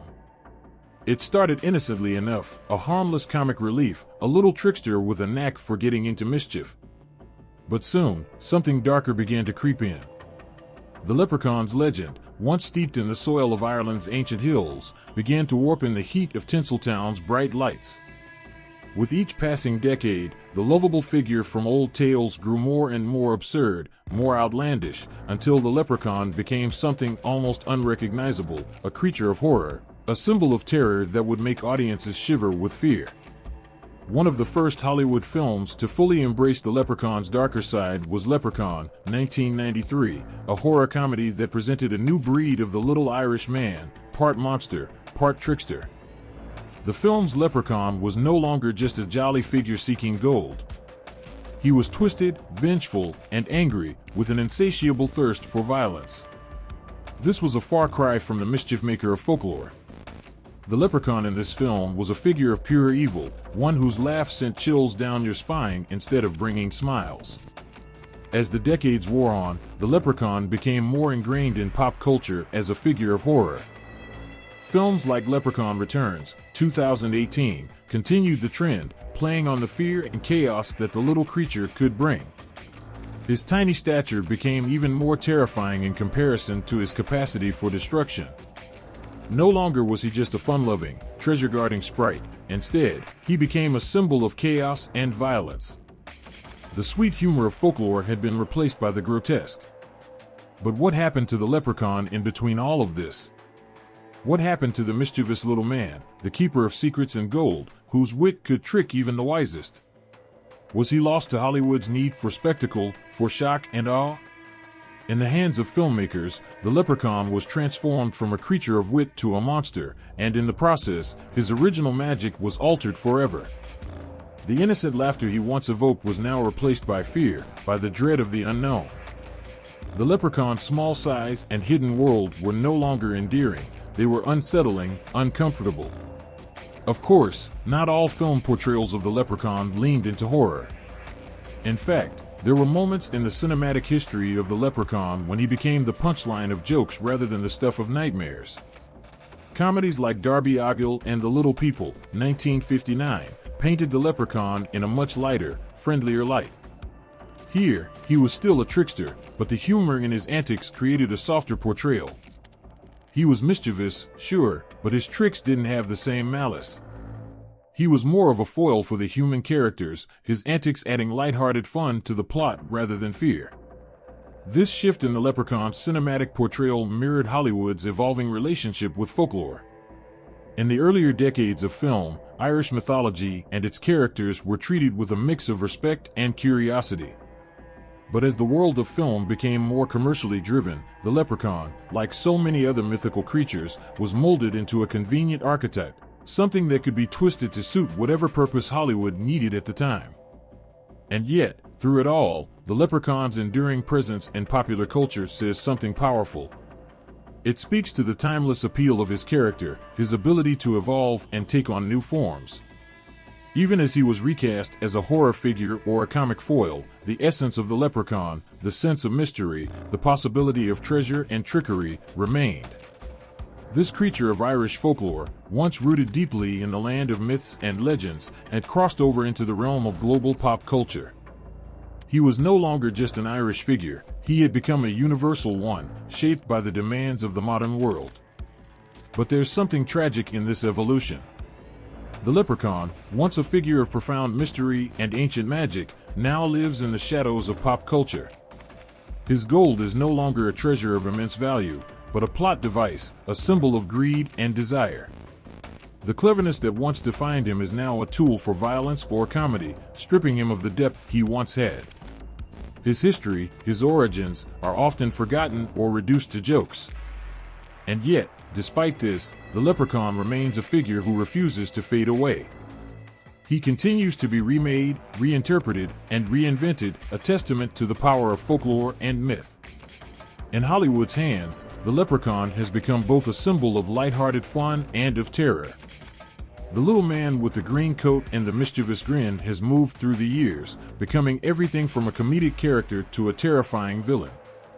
And while the essence of the leprechaun may have been altered, it's undeniable that he remains ever-present, shifting and changing with the times, a constant reminder of the way pop culture can reshape even the oldest of myths.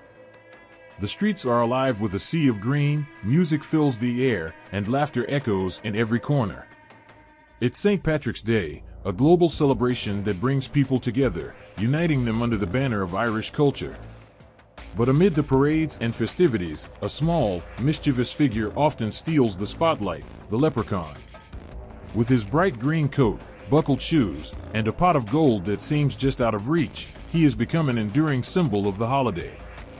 Yet, behind the whimsy and charm of the leprechaun lies a darker reality, one that reflects the complexities of Irish identity and the way cultures evolve. As the world gathers to celebrate, the leprechaun stands as a symbol of Irish pride.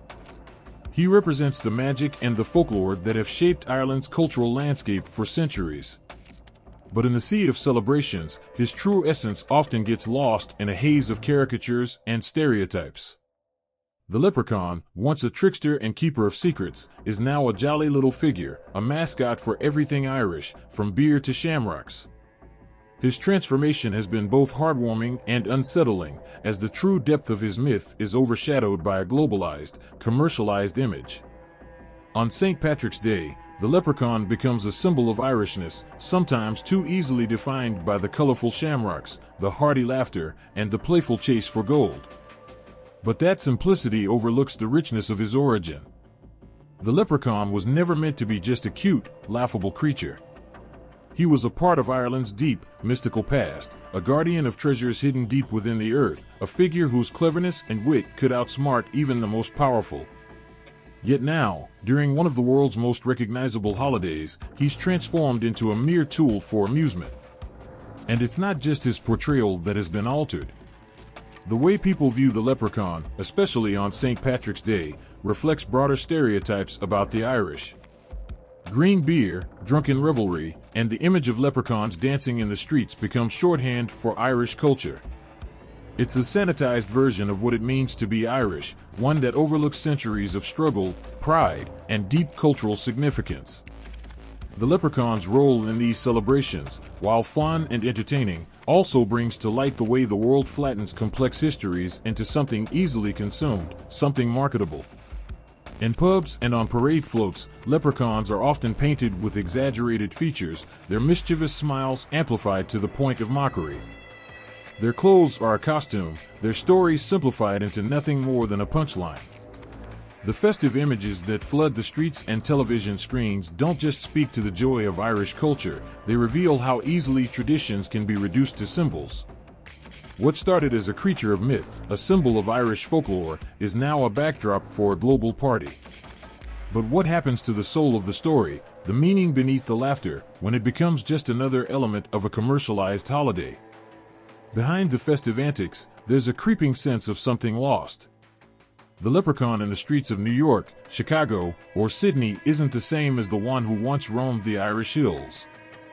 In those ancient lands, he was a keeper of secrets, a guardian of the land's deep and mysterious beauty. He wasn't simply about gold, he was about wit, wisdom, and the old ways of Ireland. But when he becomes a symbol of green drinks and cheap plastic hats, the depth of his heritage gets overshadowed by a more superficial, easy-to-digest version of his myth. For the Irish, there's a bittersweetness that lingers around this celebration. On one hand, St. Patrick's Day is an opportunity to share their culture with the world, to stand proudly in the face of centuries of hardship and to celebrate the survival of their traditions. But on the other hand, the commercialization of Irish identity can be a painful reminder of how history and culture can be so easily commodified. The leprechaun, once a symbol of the struggle and resilience of the Irish people, now risks becoming nothing more than a prop in a global party. Yet, amid all of this, there's a certain beauty to the way the leprechaun continues to appear in these celebrations. The joy, the music, the dancing, while sometimes masking the complexities of Irish identity, still carry with them an undeniable spark of magic.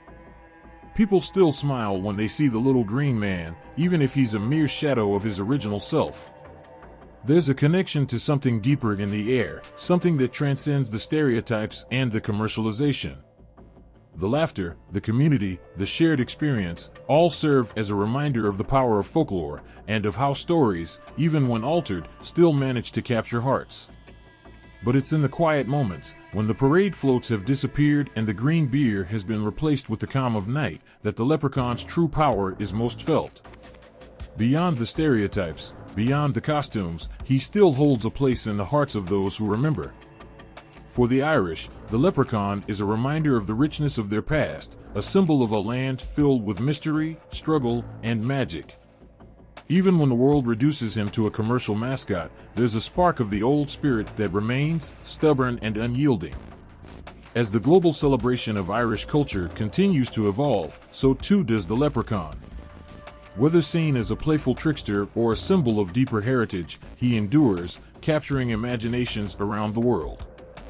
But with that endurance comes the responsibility to remember the stories beneath the surface, the layers of history and meaning that give the leprechaun, and Irish culture itself, its true power. And while the leprechaun may have changed in the eyes of the world, his essence, the wit, the mischief, and the magic, remains, quietly waiting to be remembered, in the quiet moments when the world slows down, and the music fades away. The sound of a child's giggle fills the air, a sense of pure joy that comes from the wildest of imaginations. In a world where everything is possible, there's one little figure who has captured the hearts of young readers for generations, the leprechaun. With his green coat, twinkling eyes, and mischievous grin, he has become a beloved character in countless stories aimed at children. But beneath that jolly exterior, there's something much deeper, something that touches on lessons, dreams, and a world of endless possibility. In the quiet corner of a bedtime story, where the world feels safe and cozy, a child might listen to tales of leprechauns who hide pots of gold, who outsmart humans with their clever tricks, or who take readers on grand adventures. These tales, filled with the kind of wonder that only a child can fully appreciate, serve more than just to entertain. They teach lessons about cleverness, resilience, and even the importance of believing in the impossible. The leprechaun in children's literature isn't just a character, he's a bridge to a larger world. Through his small, mischievous acts and adventures, he opens the door to a realm where anything can happen. It's the kind of world where gold can be hidden at the end of a rainbow, where laughter fills the air, and where dreams are more than just dreams, they are something that can be reached with a little bit of magic.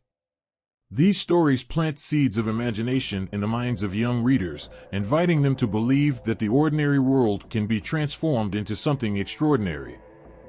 But the lessons of the leprechaun go far beyond fun and mischief. There's a subtle wisdom tucked into these tales. Children learn that not everything is as it seems. The leprechaun, with his clever ways, shows them that wit and resourcefulness can be as powerful as strength.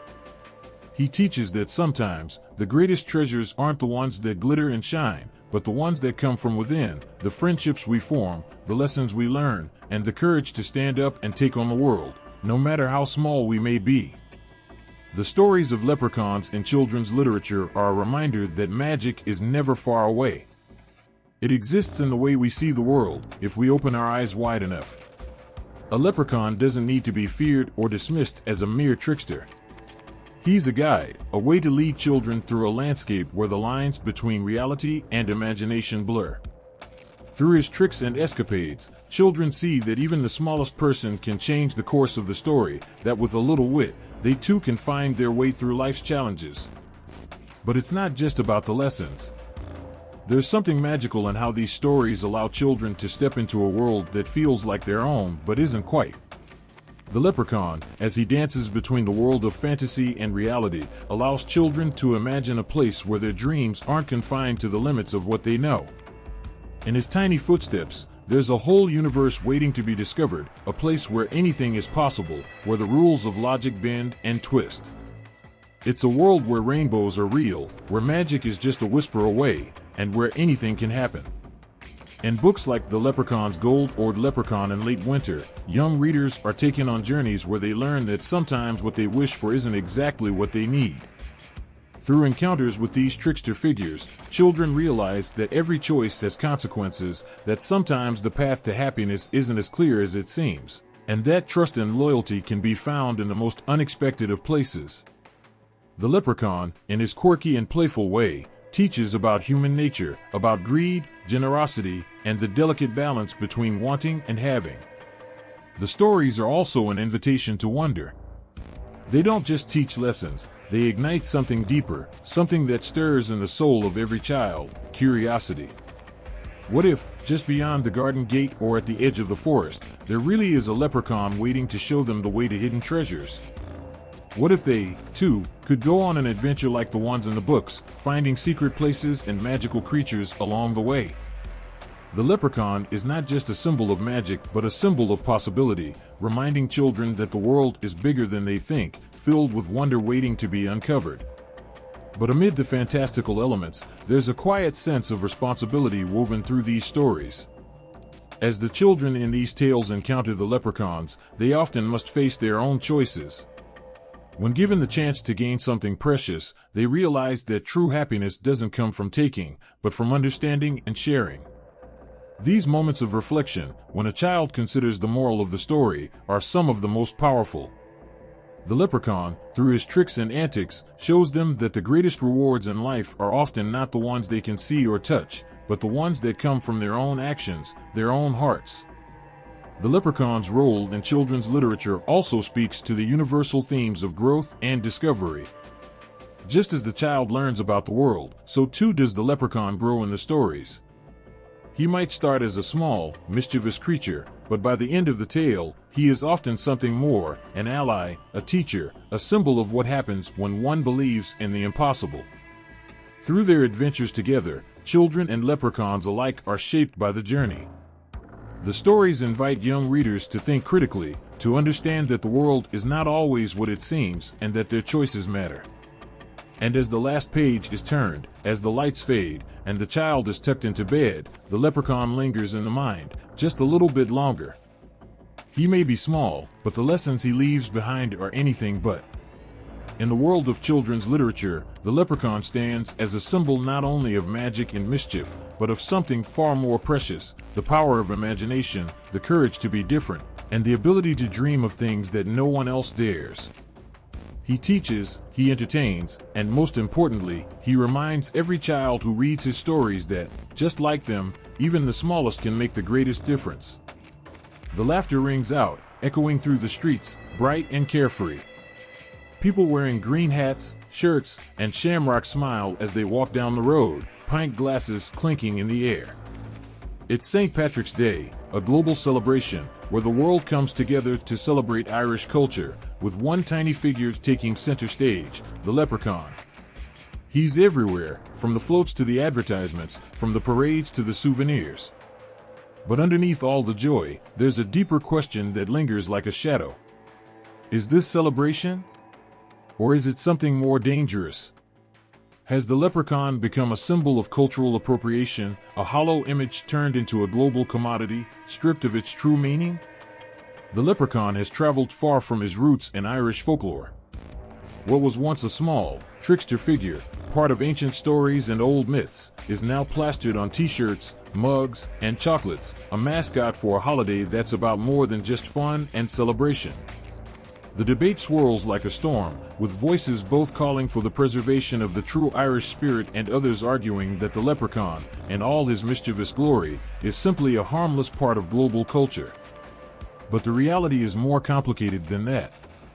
For many, the leprechaun is a figure that represents their heritage, a connection to an Ireland that is rich with history and traditions. His image isn't just a playful character, it's a symbol of their ancestors, their struggles, their triumphs, and the deep, lived-in culture that shaped who they are. The leprechaun, in the eyes of these people, carries weight. He's not just a figure to be sold and consumed in the name of profit. He's a reminder of where they come from, of a culture that is much more than parades and green beer. He's part of the identity, and yet, with every new commercial, every new product bearing his face, it feels as if that identity is slowly being erased, reduced to a cheap, fun trinket that anyone can wear or own. It's not just a feeling. The rise of the leprechaun as a global symbol, whether on touristy souvenirs, in movies, or even in ads for breakfast cereals, has led to a sense of displacement for those who hold the character dear. When people outside Ireland wear the leprechaun on their sleeves, celebrating a holiday that's no longer just about Irish history, but rather about an idealized, simplified version of it, there's a sting of loss. Is this what the leprechaun has become? A caricature of something deeper? A figure whose true cultural significance is drowned in glitter and green dye? The truth is messy, tangled in layers of intent and impact.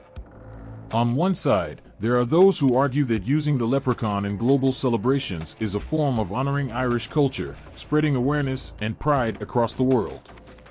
They see it as a celebration of the joy, wit, and humor that Irish people are known for. For them, the leprechaun represents the charm of Ireland, its folklore, its traditions, and its warmth. It's an image that's been embraced by countless people across the globe, from the streets of New York City to the corners of Tokyo. To them, it's a playful symbol of connection, a way to unite people in the joy of shared tradition. But then there are the others, the voices that say enough is enough. They point to the fact that, far too often, the leprechaun has been reduced to a shallow, token image, disconnected from its roots.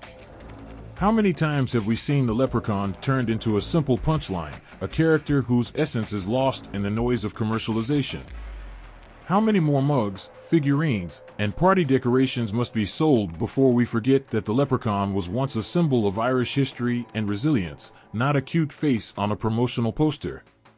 It's easy to forget the cultural weight that comes with something as simple as a hat or a costume when it's marketed for profit.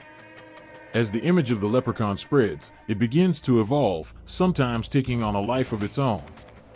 He's no longer just the old trickster of Irish folklore, guarding his pot of gold in the deep corners of the world. He's been turned into something everyone can wear, laugh at, or use as a tool to sell a product. And in doing so, he becomes a little less Irish, a little less authentic. His history gets lost in the shuffle of globalization, and what's left is a shell of what he once was. Is this what happens when cultures collide?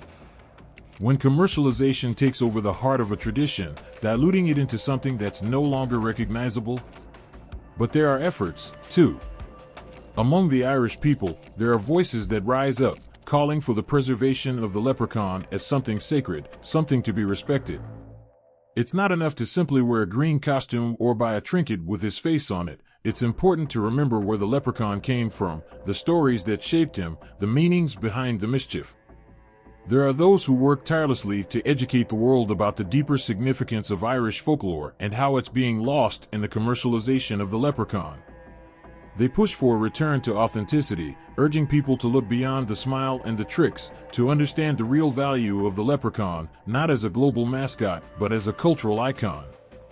In the quiet corners of Ireland, where the past is still alive in the land and the people, the leprechaun is more than just a figure. He is a reminder of stories told around fires, of legends passed down through generations. His mischief isn't just for fun, it's a symbol of the wit and wisdom that Irish culture holds dear. But as his image grows and changes, as he becomes more and more detached from his roots, there's a danger that something vital will be lost. The leprechaun, in all his mischievous glory, must be preserved, not as a commodity, but as a symbol of something far deeper. As the debate continues, the leprechaun stands at the heart of a cultural struggle. Can we truly celebrate something if we don't understand its meaning? Or are we simply taking what we want and leaving the rest behind? It's a question that goes beyond the green hats and the shiny gold coins. It's about respect, about the stories that define a people, and about the responsibility we all share in making sure those stories are not forgotten. Late one evening, in the misty hills of County Kerry, an old man stood by his fire, staring into the swirling fog that clung to the earth like an ancient spirit. His eyes narrowed as he swore he saw a flash of red and green dart behind a stone wall. A shimmer of light, almost like a tiny golden glint, caught his eye before vanishing into the underbrush. He knew what he had seen. A leprechaun. Not the silly, drunk one you hear about in the tourist shops or the storybooks, but something far older, something that had been waiting, hidden, beneath the layers of modern life. You can never escape the old magic, he whispered, knowing the world had long forgotten the true power of the leprechaun. The world had long moved on from believing in such things. It was easier now to dismiss the stories as old wives' tales, remnants of a time when people believed in fairies, witches, and all manner of strange creatures. But there are whispers, faint ones, that travel through the cracks of modernity. There are sightings. Claims that the leprechaun, that old trickster of Irish myth, still walks among us, hiding in plain sight. A flicker in the corner of your eye, a flash of movement just out of reach, an odd feeling of being watched. In the small, quiet towns of Ireland, and even across the world, the tales have not completely died. From the forests of the Emerald Isle to the urban streets of America, there are stories from people who swear they have come face to face with the elusive little man, the one with the top hat and the gleaming gold.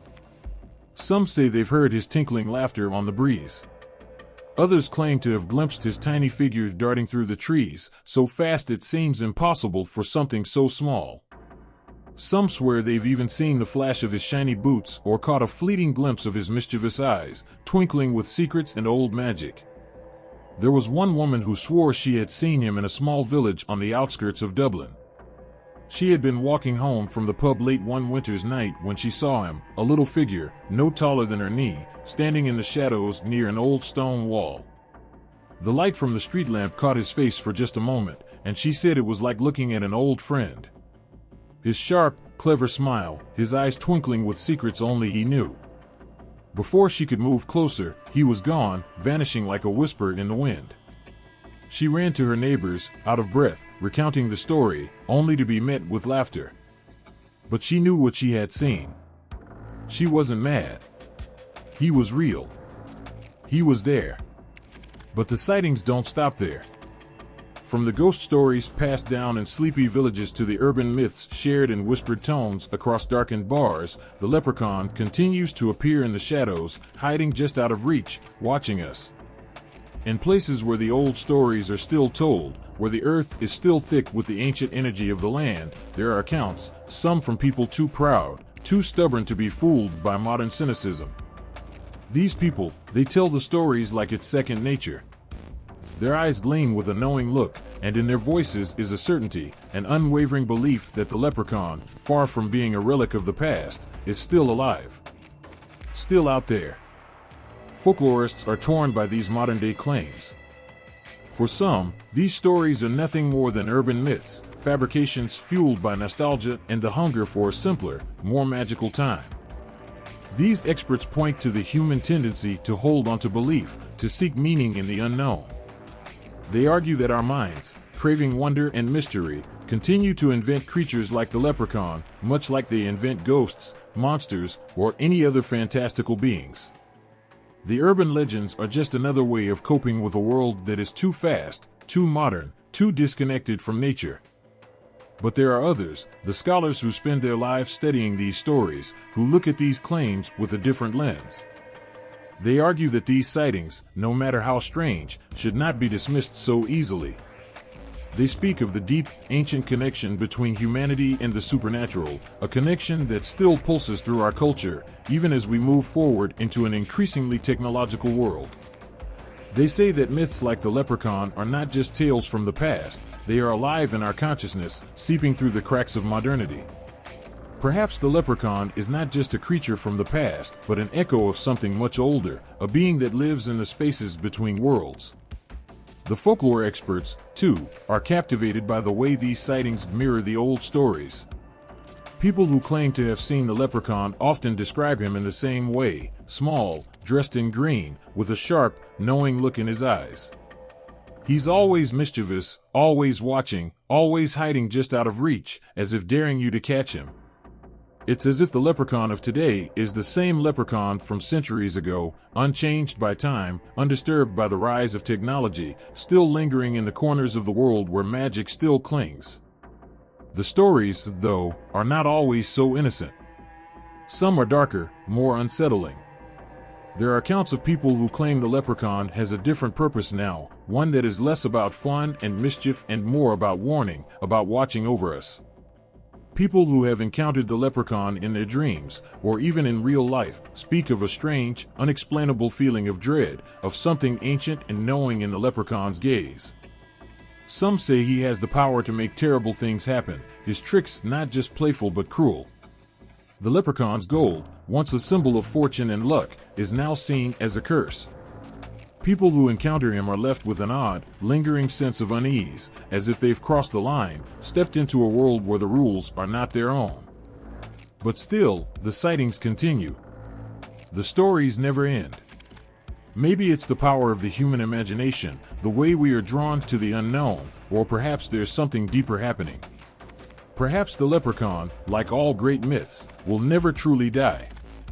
He may slip into the shadows of our modern world, his gold hidden from sight, but the truth is, as long as people keep telling the stories, he will always be with us.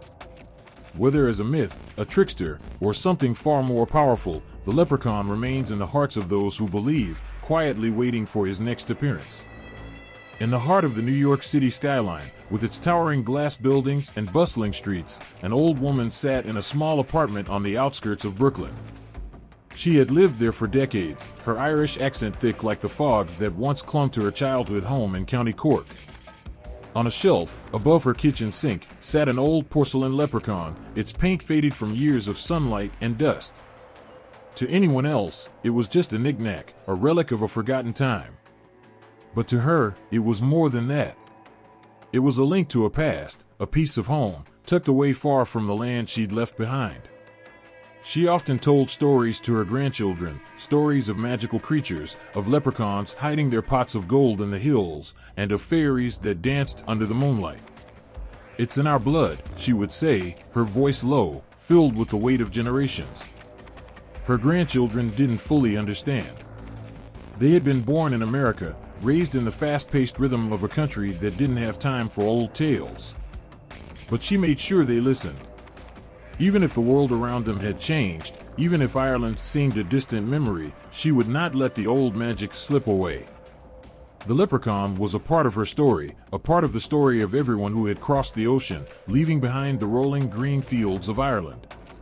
As Irish immigrants spread across the world, from the tenements of New York to the coal mines of Pennsylvania, they carried more than their possessions with them. They brought their myths, their legends, their sense of identity. And among these legends, the leprechaun stood as a symbol, an emblem of the homeland they had left behind but would never truly forget. For these immigrants, the leprechaun became something more than just a mischievous figure. It was a reminder of a world that still held magic, a world where myths and folklore shaped the landscape of everyday life.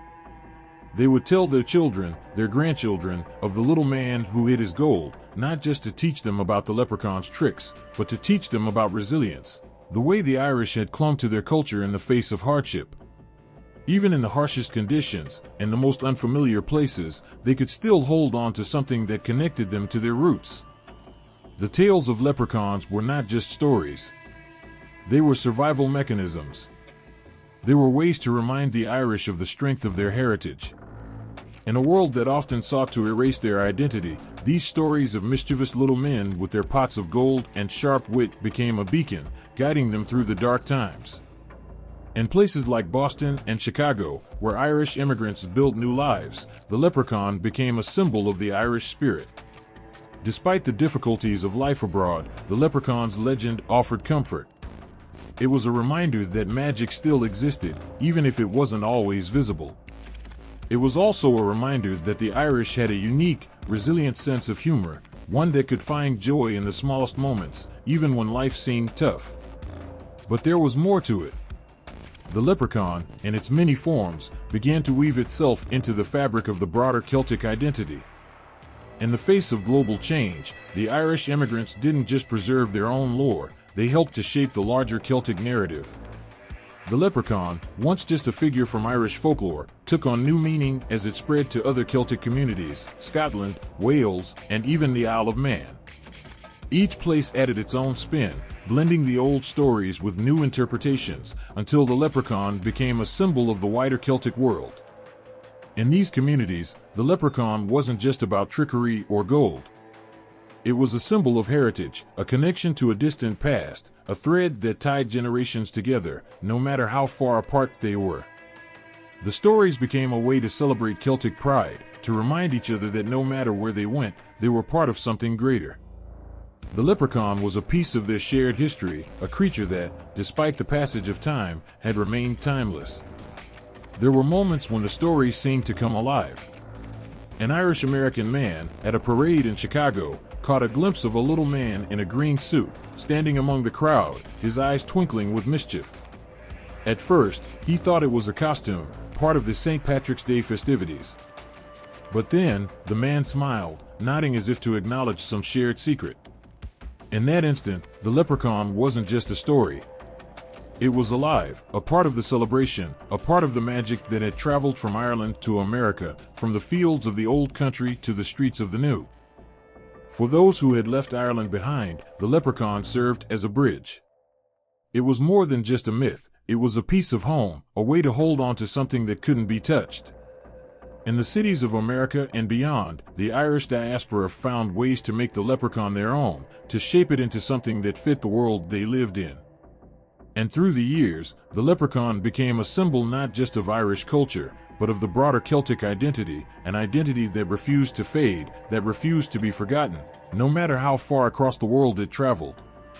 For those who had never been to Ireland, the leprechaun offered a glimpse of a world they had never known, a world where magic still existed, where ancient stories still held power. The stories of the leprechaun were passed down from generation to generation, shaping the way the Irish in the diaspora saw themselves and the world around them. And even as the years passed and the world around them changed, the leprechaun remained, a reminder that some things, no matter how far away they seemed, could never truly be lost. And so, the leprechaun, once a creature of Irish folklore, became something more. It became a symbol of the Irish diaspora's perseverance, of their ability to carry their culture with them, no matter where they went.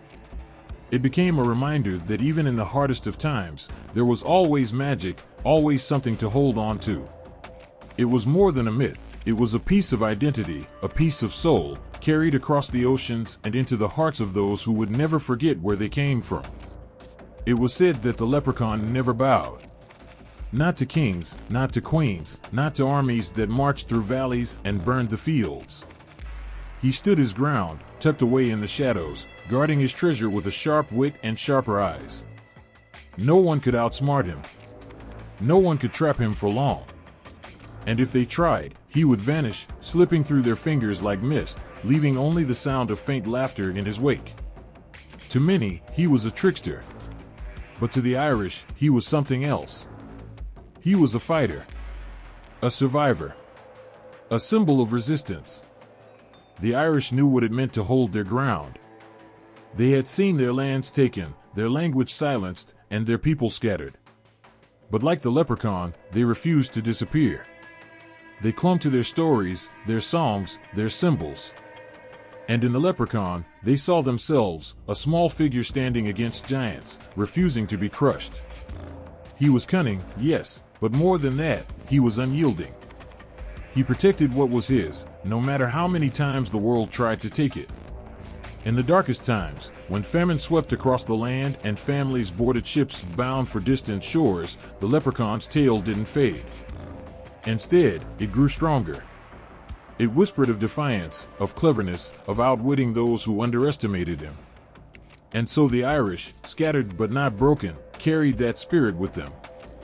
They wore it like armor, wrapping themselves in the belief that no matter how small they seemed, they could still fight. They could still win.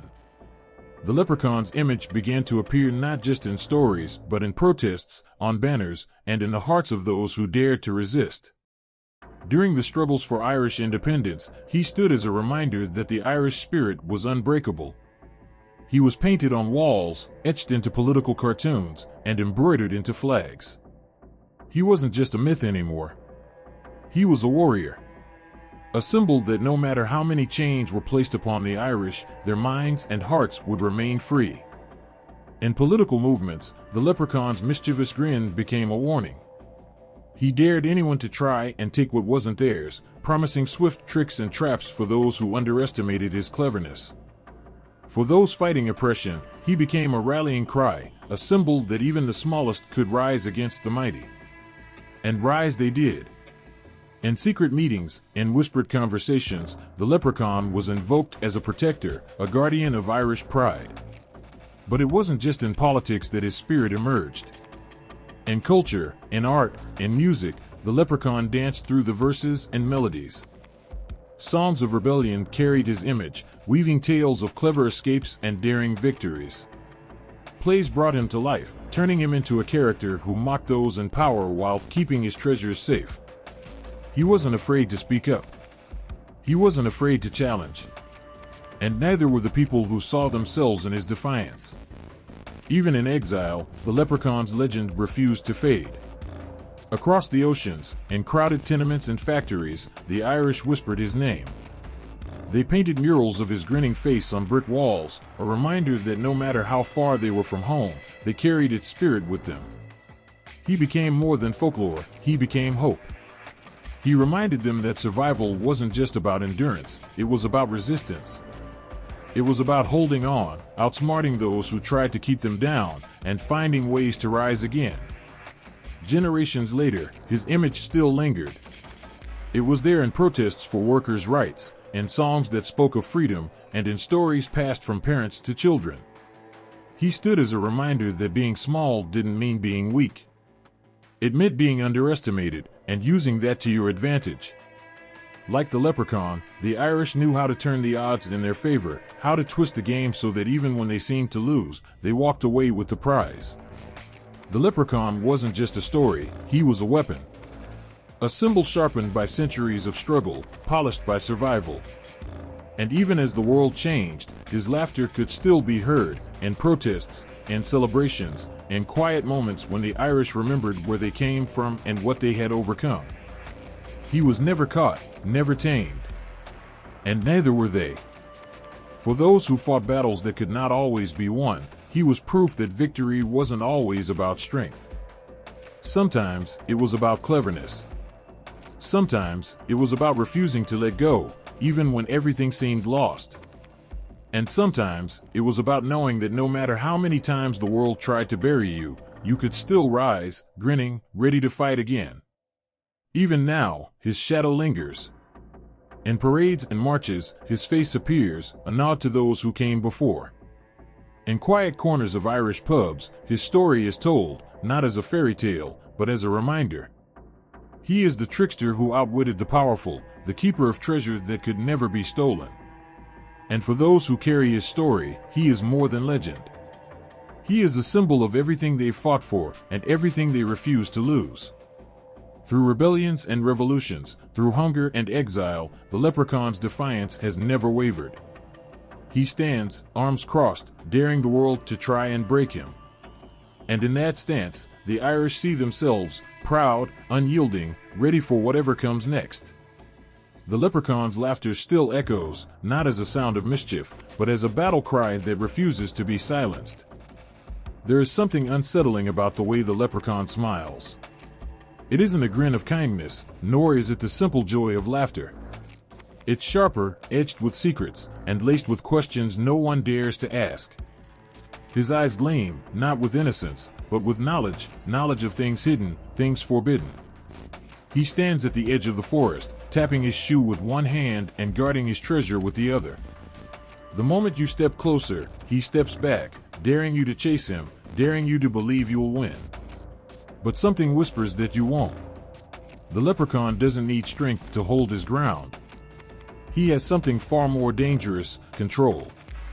He controls the game, the rules, and even the prize itself. And yet, people cannot resist the chase. They think they are clever, that they can outwit him, trap him, force him to surrender his gold. But the leprechaun thrives in shadows where certainty fades and illusions grow. He makes people question what they see, what they know, even what they believe about themselves. He is a trickster, but not just any trickster. He is the kind that leaves you doubting whether he was ever there at all. And that is what makes him powerful. He mirrors what people fear the most, not the loss of treasure, but the loss of control. He dances just out of reach, forcing people to confront their greed, their pride, their hunger for answers. But the closer they come, the farther he slips away, leaving them chasing echoes and footprints that vanish the moment they're touched. Folklore is filled with tricksters like him. Coyote, Loki, Anansi, Hermes, they appear in every culture, weaving chaos into order and tearing apart certainty with riddles and lies. They cross boundaries no one else dares to cross. They shapeshift, steal, deceive, and mock the powerful. And yet, they are never villains. They are teachers in disguise, forcing humanity to see itself for what it truly is: imperfect, flawed, and endlessly curious. The leprechaun is no different. He tests those who dare to follow him, not with strength, but with wit. He doesn't show his cards until the game is already over, leaving his challengers either humbled or broken. But beneath the mischief, there's something darker. Tricksters don't just exist to amuse. They exist to reveal. They expose weakness, peel back masks, and shatter illusions. They are mirrors held up to the soul, reflecting not what people want to see, but what they try to hide. The leprechaun forces people to face greed, arrogance, and desperation. He laughs as they scramble for his gold, but his laughter cuts deep, like a blade disguised as a joke. Psychologists might call him an archetype, a figure that has lived in human imagination since the first stories were told around fires.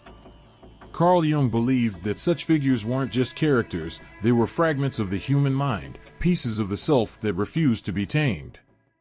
The trickster represents the chaos humans try to bury, the unpredictability they fear but secretly crave. And the leprechaun? He is chaos wrapped in charm, a puzzle that cannot be solved. Perhaps that is why he lingers. He isn't tied to one place, one culture, or even one time. He appears whenever and wherever he is needed, slipping into stories as a reminder that control is an illusion. People can build walls, draw maps, and lock doors, but the trickster will always find a way in. And once inside, he will scatter the pieces and force them to look, really look, at what lies beneath. Even now, his laughter echoes, not in forests or fields, but in modern lives where order is worshipped and chaos is feared. He appears in deals that seem too good to be true, in choices made out of desperation, in moments where people think they've won only to realize they've lost more than they ever imagined. The leprechaun doesn't need forests or pots of gold anymore. He lives in the shadows of ambition, in the cracks of certainty, in the spaces where logic falters and instinct takes over. He has no rules because he doesn't need them. He waits for people to make their own traps, to tangle themselves in their own webs.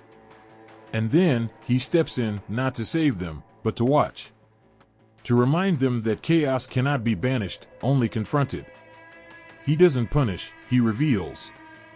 And what he reveals often cuts deeper than any punishment ever could. Perhaps that is why people both fear and adore him. He is the friend who smiles as he pushes you toward the edge, the voice that whispers secrets you wish you hadn't heard. He is the flicker of doubt in the middle of certainty, the laugh that echoes when plans fall apart. And yet, there is something comforting about him too. He doesn't lie about what he is. He doesn't pretend to be kind or fair. He is honest in his deceit, clear in his chaos. And in a world that often hides its darkness behind false light, that honesty is a kind of relief. The leprechaun is not here to comfort.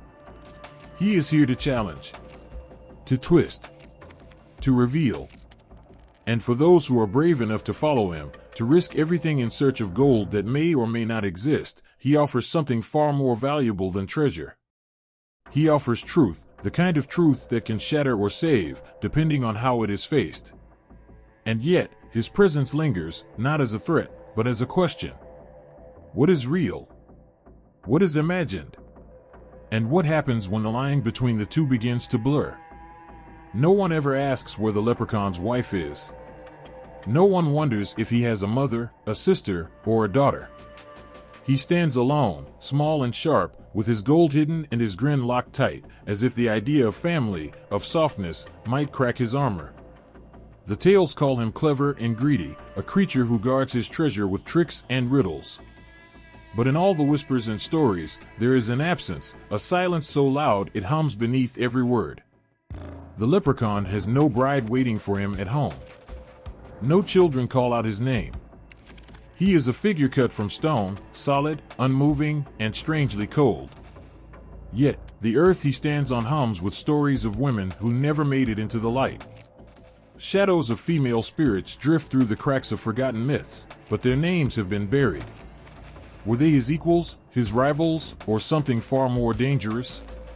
Some say there were once female leprechauns, keepers of secrets even darker than the gold buried beneath the soil. They lived in caves, weaving spells and sewing shoes with stitches too fine to see. But they were not playful like their male counterparts. They were fierce and quiet, their laughter sharp enough to cut through silence. They held no pots of gold, but carried curses instead, curses that turned greed into madness and lies into ruin. And perhaps that is why they vanished. Perhaps the stories feared them too much to let them live. A man who tricks is dangerous, but a woman who tricks is something else entirely. She is a storm, a force that cannot be contained, and so the stories erased her. They left only the leprechaun, small and sly, a safe kind of danger, one that could be laughed at, chased, and captured. But the absence lingers. It lingers in the questions no one asks and the answers no one gives. It lingers in the way the leprechaun guards his gold as if it is all he has, as if he is terrified of losing something more. And sometimes, late at night, when the wind howls and the shadows stretch long, it almost feels like something is watching. Something older. Something forgotten. The old women in villages used to warn their children about things they couldn't see. They spoke of spirits who whispered from the trees and eyes that gleamed in the dark. And though they never called them leprechauns, their descriptions echoed the same mischief, the same danger. But there was something else, too. A sadness. A loss that couldn't be named. Legends say the leprechaun is a shoemaker, always mending what is broken, always stitching what has come undone. But who taught him how to sew? Who gave him the tools to mend and fix and build? No one asks, but the questions linger. Could it have been her, the one erased, the one forgotten? Was she the maker before he became the keeper? And if so, what happened to her? Did she fade, or was she buried, her story cut off before it could grow? Perhaps the absence is the answer. Perhaps she was too strong, too clever, too dangerous, and so she was hidden away. Or perhaps she never left at all. Perhaps she waits, watching from the edges of the story, waiting for someone to ask the right question, waiting for someone to remember. And what would she look like if she stepped out of the shadows? Would her eyes burn like fire, or would they glimmer with the same cleverness as his? Would she carry gold, or would her treasures be curses wrapped in silk and secrets stitched into shadows? Some say she still exists, but not as a leprechaun. They call her by other names, banshee, selkie, witch. They paint her as a monster, a warning, something to be feared. But maybe that's the trick. Maybe the leprechaun isn't the only one who plays games. Maybe she's still here, hiding in plain sight, waiting for someone to see her, not as a monster, but as a mirror. And what does that mean for him? The leprechaun, always running, always hiding, always guarding his gold. What does it mean if he is not alone? Does he fear her, or does he miss her? Does he protect his treasure, or does he protect something far more fragile, the memory of what was lost? The stories never answer. They twist and turn, leaving gaps that can't be filled. But the questions remain, and the shadows grow longer. And somewhere, in the silence, something waits. A professor sat alone in a dimly lit library, his fingers brushing against the edges of yellowed pages. The room smelled of leather and dust, of secrets too stubborn to fade. Outside, rain tapped against the windows, but he hardly noticed. His eyes were fixed on a line scrawled in ancient ink, a riddle wrapped in shadows. The little man dances when the moon hides its face. He paused. There it was again, the leprechaun, always dancing, always hiding. But what was he hiding from? The professor's breath caught as he traced the words, feeling the weight of centuries pressing down on him. Scholars before him had asked the same questions, but the answers never came easily. The leprechaun slipped through fingers like mist, leaving behind only fragments and echoes. In one book, he was a trickster, laughing at kings and beggars alike, spinning tales that led men astray. In another, he was a guardian, bound to the earth and its treasures, whispering warnings to those who dared disturb the balance. And then there were the darker accounts, the ones scholars whispered about but rarely published. In those, the leprechaun was not a harmless trickster but something older, something wilder. Folklorists argued over the contradictions. Was he a relic of ancient gods, reduced to a shadow by time? Or was he a reflection of human fears, a symbol carved from hunger and desperation? Some said he was both, tangled in myth and memory, neither entirely real nor entirely imagined. The professor's hand trembled as he turned another page. A sketch stared back at him, small eyes, sharp features, and hands that seemed too delicate to hold such power. But there was something in the eyes that unsettled him. They weren't playful. They were watching. He closed the book, but the image stayed with him. Scholars had spent lifetimes chasing the leprechaun through manuscripts and oral histories, but no one had caught him. No one ever would. That was the point. The leprechaun wasn't meant to be caught, he was meant to remind people that some things can't be owned. Some things slip through cracks, leaving footprints that lead nowhere. Even the earliest studies admitted defeat. Researchers tried to pin down origins, tying the leprechaun to pre-Christian gods or Celtic spirits, but every answer led to more questions. Some insisted he was a symbol of survival, a creature born from Ireland's struggles and sorrows. Others saw him as a warning, a lesson about greed and deception. But there were those who thought differently.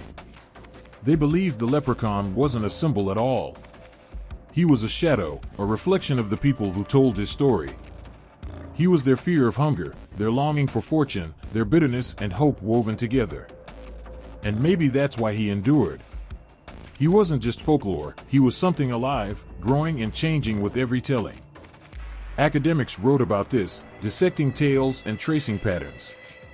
They mapped out motifs, cataloged variations, and published papers that turned myths into data. But the leprechaun remained stubborn, slipping between categories and defying definitions. He wasn't just a story. He was a question, a mirror held up to the human heart. And the mirror cracked.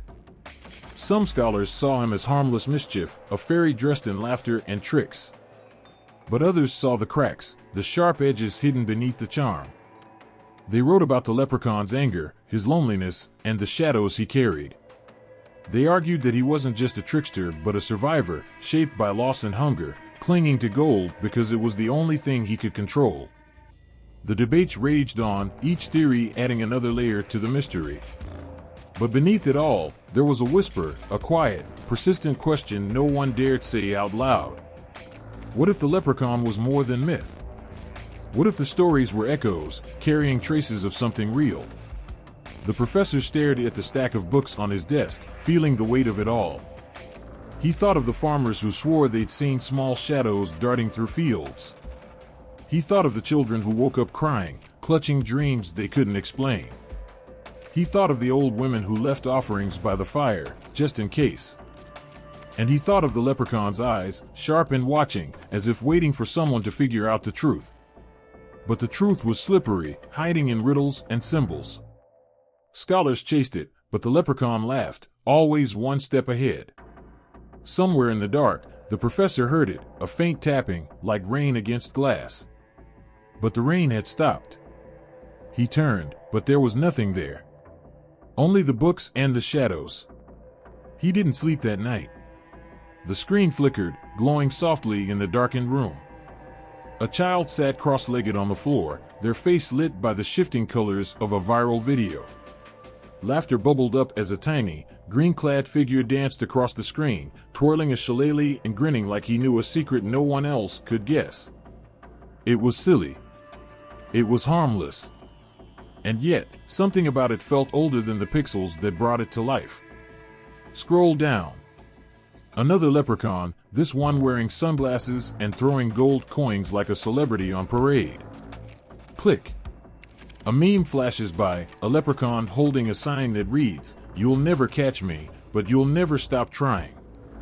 The comments are filled with jokes and emojis, but beneath the humor, there's something more. A hunger, perhaps, to believe in a world where magic still lingers. The child leans closer, captivated. They don't know about the farmers who used to leave offerings at their doors to keep the little men away. They don't know about the whispered warnings to never trust a leprechaun's bargain. All they see is the sparkle, the mischief, the promise of gold at the end of a rainbow. And it's enough to make them wonder, what if? On another screen, miles away, a teenager scrolls through videos of supposed sightings. Grainy footage of a shadow darting through the woods. A strange laugh echoing from behind a tree. The comments are divided, half laughter, half unease. Looks fake, someone writes. Looks real, says another. The teenager pauses, rewinds, and watches again, searching the dark corners of the frame for something, anything, that feels alive. The leprechaun is everywhere now. He's been flattened into GIFs, stretched into cartoons, and plastered onto cereal boxes. He's funny, quirky, harmless, or so it seems. But sometimes, late at night, when the world is quiet, people hear something else in the laughter. An edge. A question. What if he's laughing at us, not with us? The memes pile up, but they can't erase the stories. People still talk about lost treasures and strange happenings. They share videos of coins appearing in odd places, of shoes left outside mysteriously polished. They tell jokes about catching leprechauns, but their eyes dart toward the trees when they think no one's looking. Children grow up watching these memes, laughing at the jokes, but the image sticks. The hat, the shoes, the grin, it lingers in their minds, leaving behind shadows they don't quite understand. Some carry it with them, weaving it into games and stories, passing it down without realizing they're feeding something older than the internet. Teenagers scroll past memes without thinking, but every now and then, one pauses. One lingers. One starts searching for answers in online forums, digging through archives of folklore and half-forgotten tales. They don't say it out loud, but part of them wants it to be true. Part of them wants to believe there's still something wild and untamed hiding just out of sight. And then there are the adults, scrolling through memes while waiting for coffee or standing in line at the store. They laugh, shake their heads, and move on. But sometimes, when the house is quiet, they remember. They remember the stories their grandparents told, the warnings whispered by the fire. They remember the nights they couldn't sleep because the wind sounded too much like laughter. The leprechaun has changed, but he hasn't disappeared. He's adapted. He's slipped into pixels and hashtags, disguising himself in humor while keeping one foot planted in the shadows. He's tricked the world into thinking he's harmless, but those who pay attention know better. Somewhere out there, beneath the layers of memes and jokes, something ancient stirs. It watches through screens and listens through speakers, waiting for someone to look a little closer, to listen a little harder. And when they do, the laughter might not seem so funny anymore. The child closes their tablet and turns out the light, but as they drift off to sleep, they can still see the grin.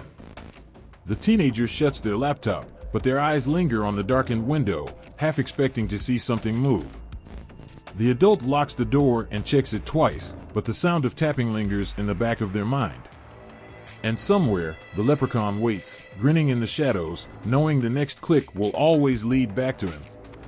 The fire crackled softly, casting golden shadows on the walls of the old community hall. Children sat cross-legged on the wooden floor, their eyes wide as the storyteller leaned closer. Her voice dipped into a hushed whisper, and the air grew still. Somewhere outside, the wind brushed against the windows, almost as if it, too, was listening. The story wasn't just words, it was alive. It crept into the cracks of the room and took hold of their imaginations, weaving its way into their hearts like roots sinking into the earth. The tale was an old one their grandparents had heard by firesides long before screens took over. It spoke of whispers in the woods, of gold buried beneath hills, and of mischievous eyes watching from the shadows. It wasn't written down, not the way books are. It was carried, voice to voice, heart to heart, like a flame passed carefully from one candle to another. And even now, in the age of glowing screens and endless noise, that flame refused to die.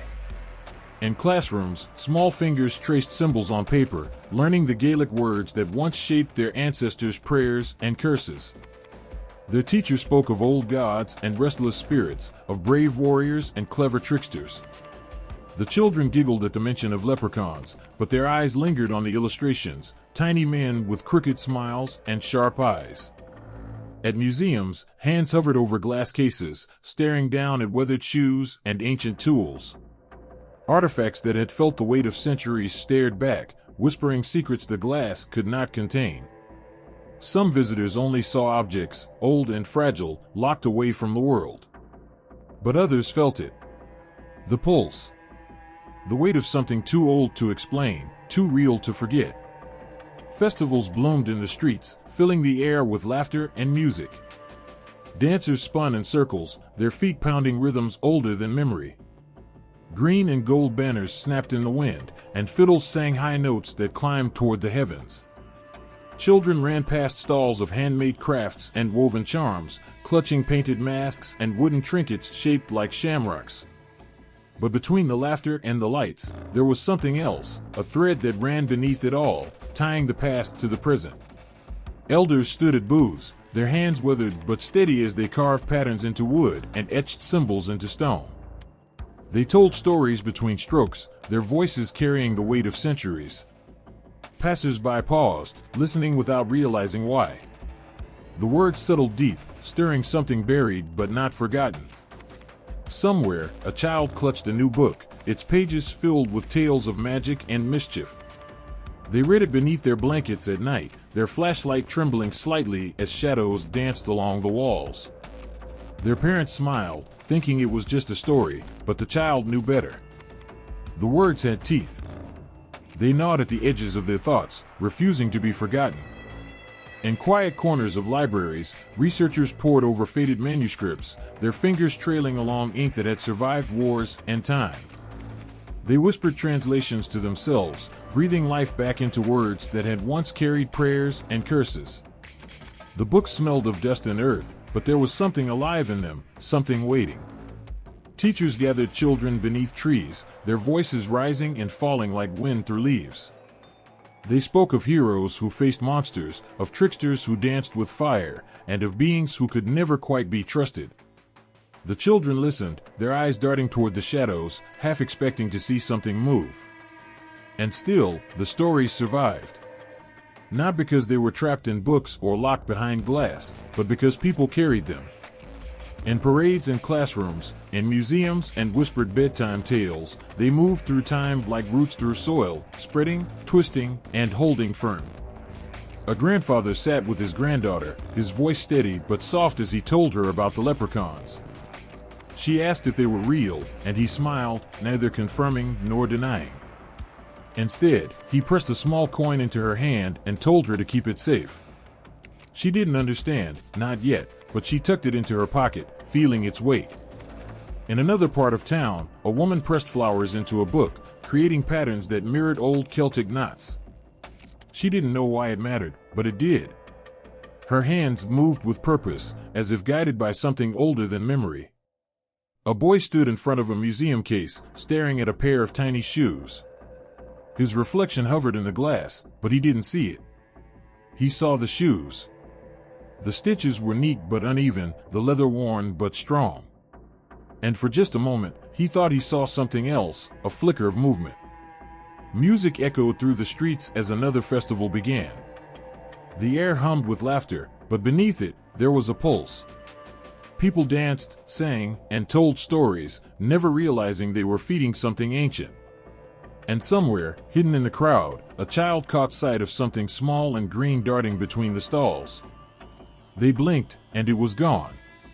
But the feeling remained, a weight in the chest, a thrill in the stomach, a whisper at the edge of hearing. It wasn't just a festival. It was something more. And as the music swelled and voices rose, the old story stirred. They danced with the flames and crept through the shadows, waiting for the next child, the next believer, the next keeper of secrets. Rain tapped softly against the roof, a rhythm older than words, older than stories. Somewhere in the distance, the faint sound of a fiddle wove through the mist. It wasn't a performance, not really. It was a conversation, one held between the earth and the sky, between the living and the dead. The sound of it felt like memory, like a voice calling from long ago, but still close enough to touch. And in that sound, there was something more. A trace of laughter, perhaps. Or footsteps too light to follow. A flicker of movement, just at the edge of sight. Was it a trick of the rain, or something else? No one could say for sure. But the feeling lingered, the quiet hum of mischief, of stories waiting to be told. Some things refuse to fade. Some things stay alive, not because they're seen, but because they're felt. The leprechaun is not a ghost, yet it haunts. Not a god, yet it commands. Its footprints are small, but they leave imprints that never wash away. It hides in shadows, yet it's everywhere, in the cracks of stone walls, in the laughter of a child, and the flicker of candlelight late at night when the world feels thin.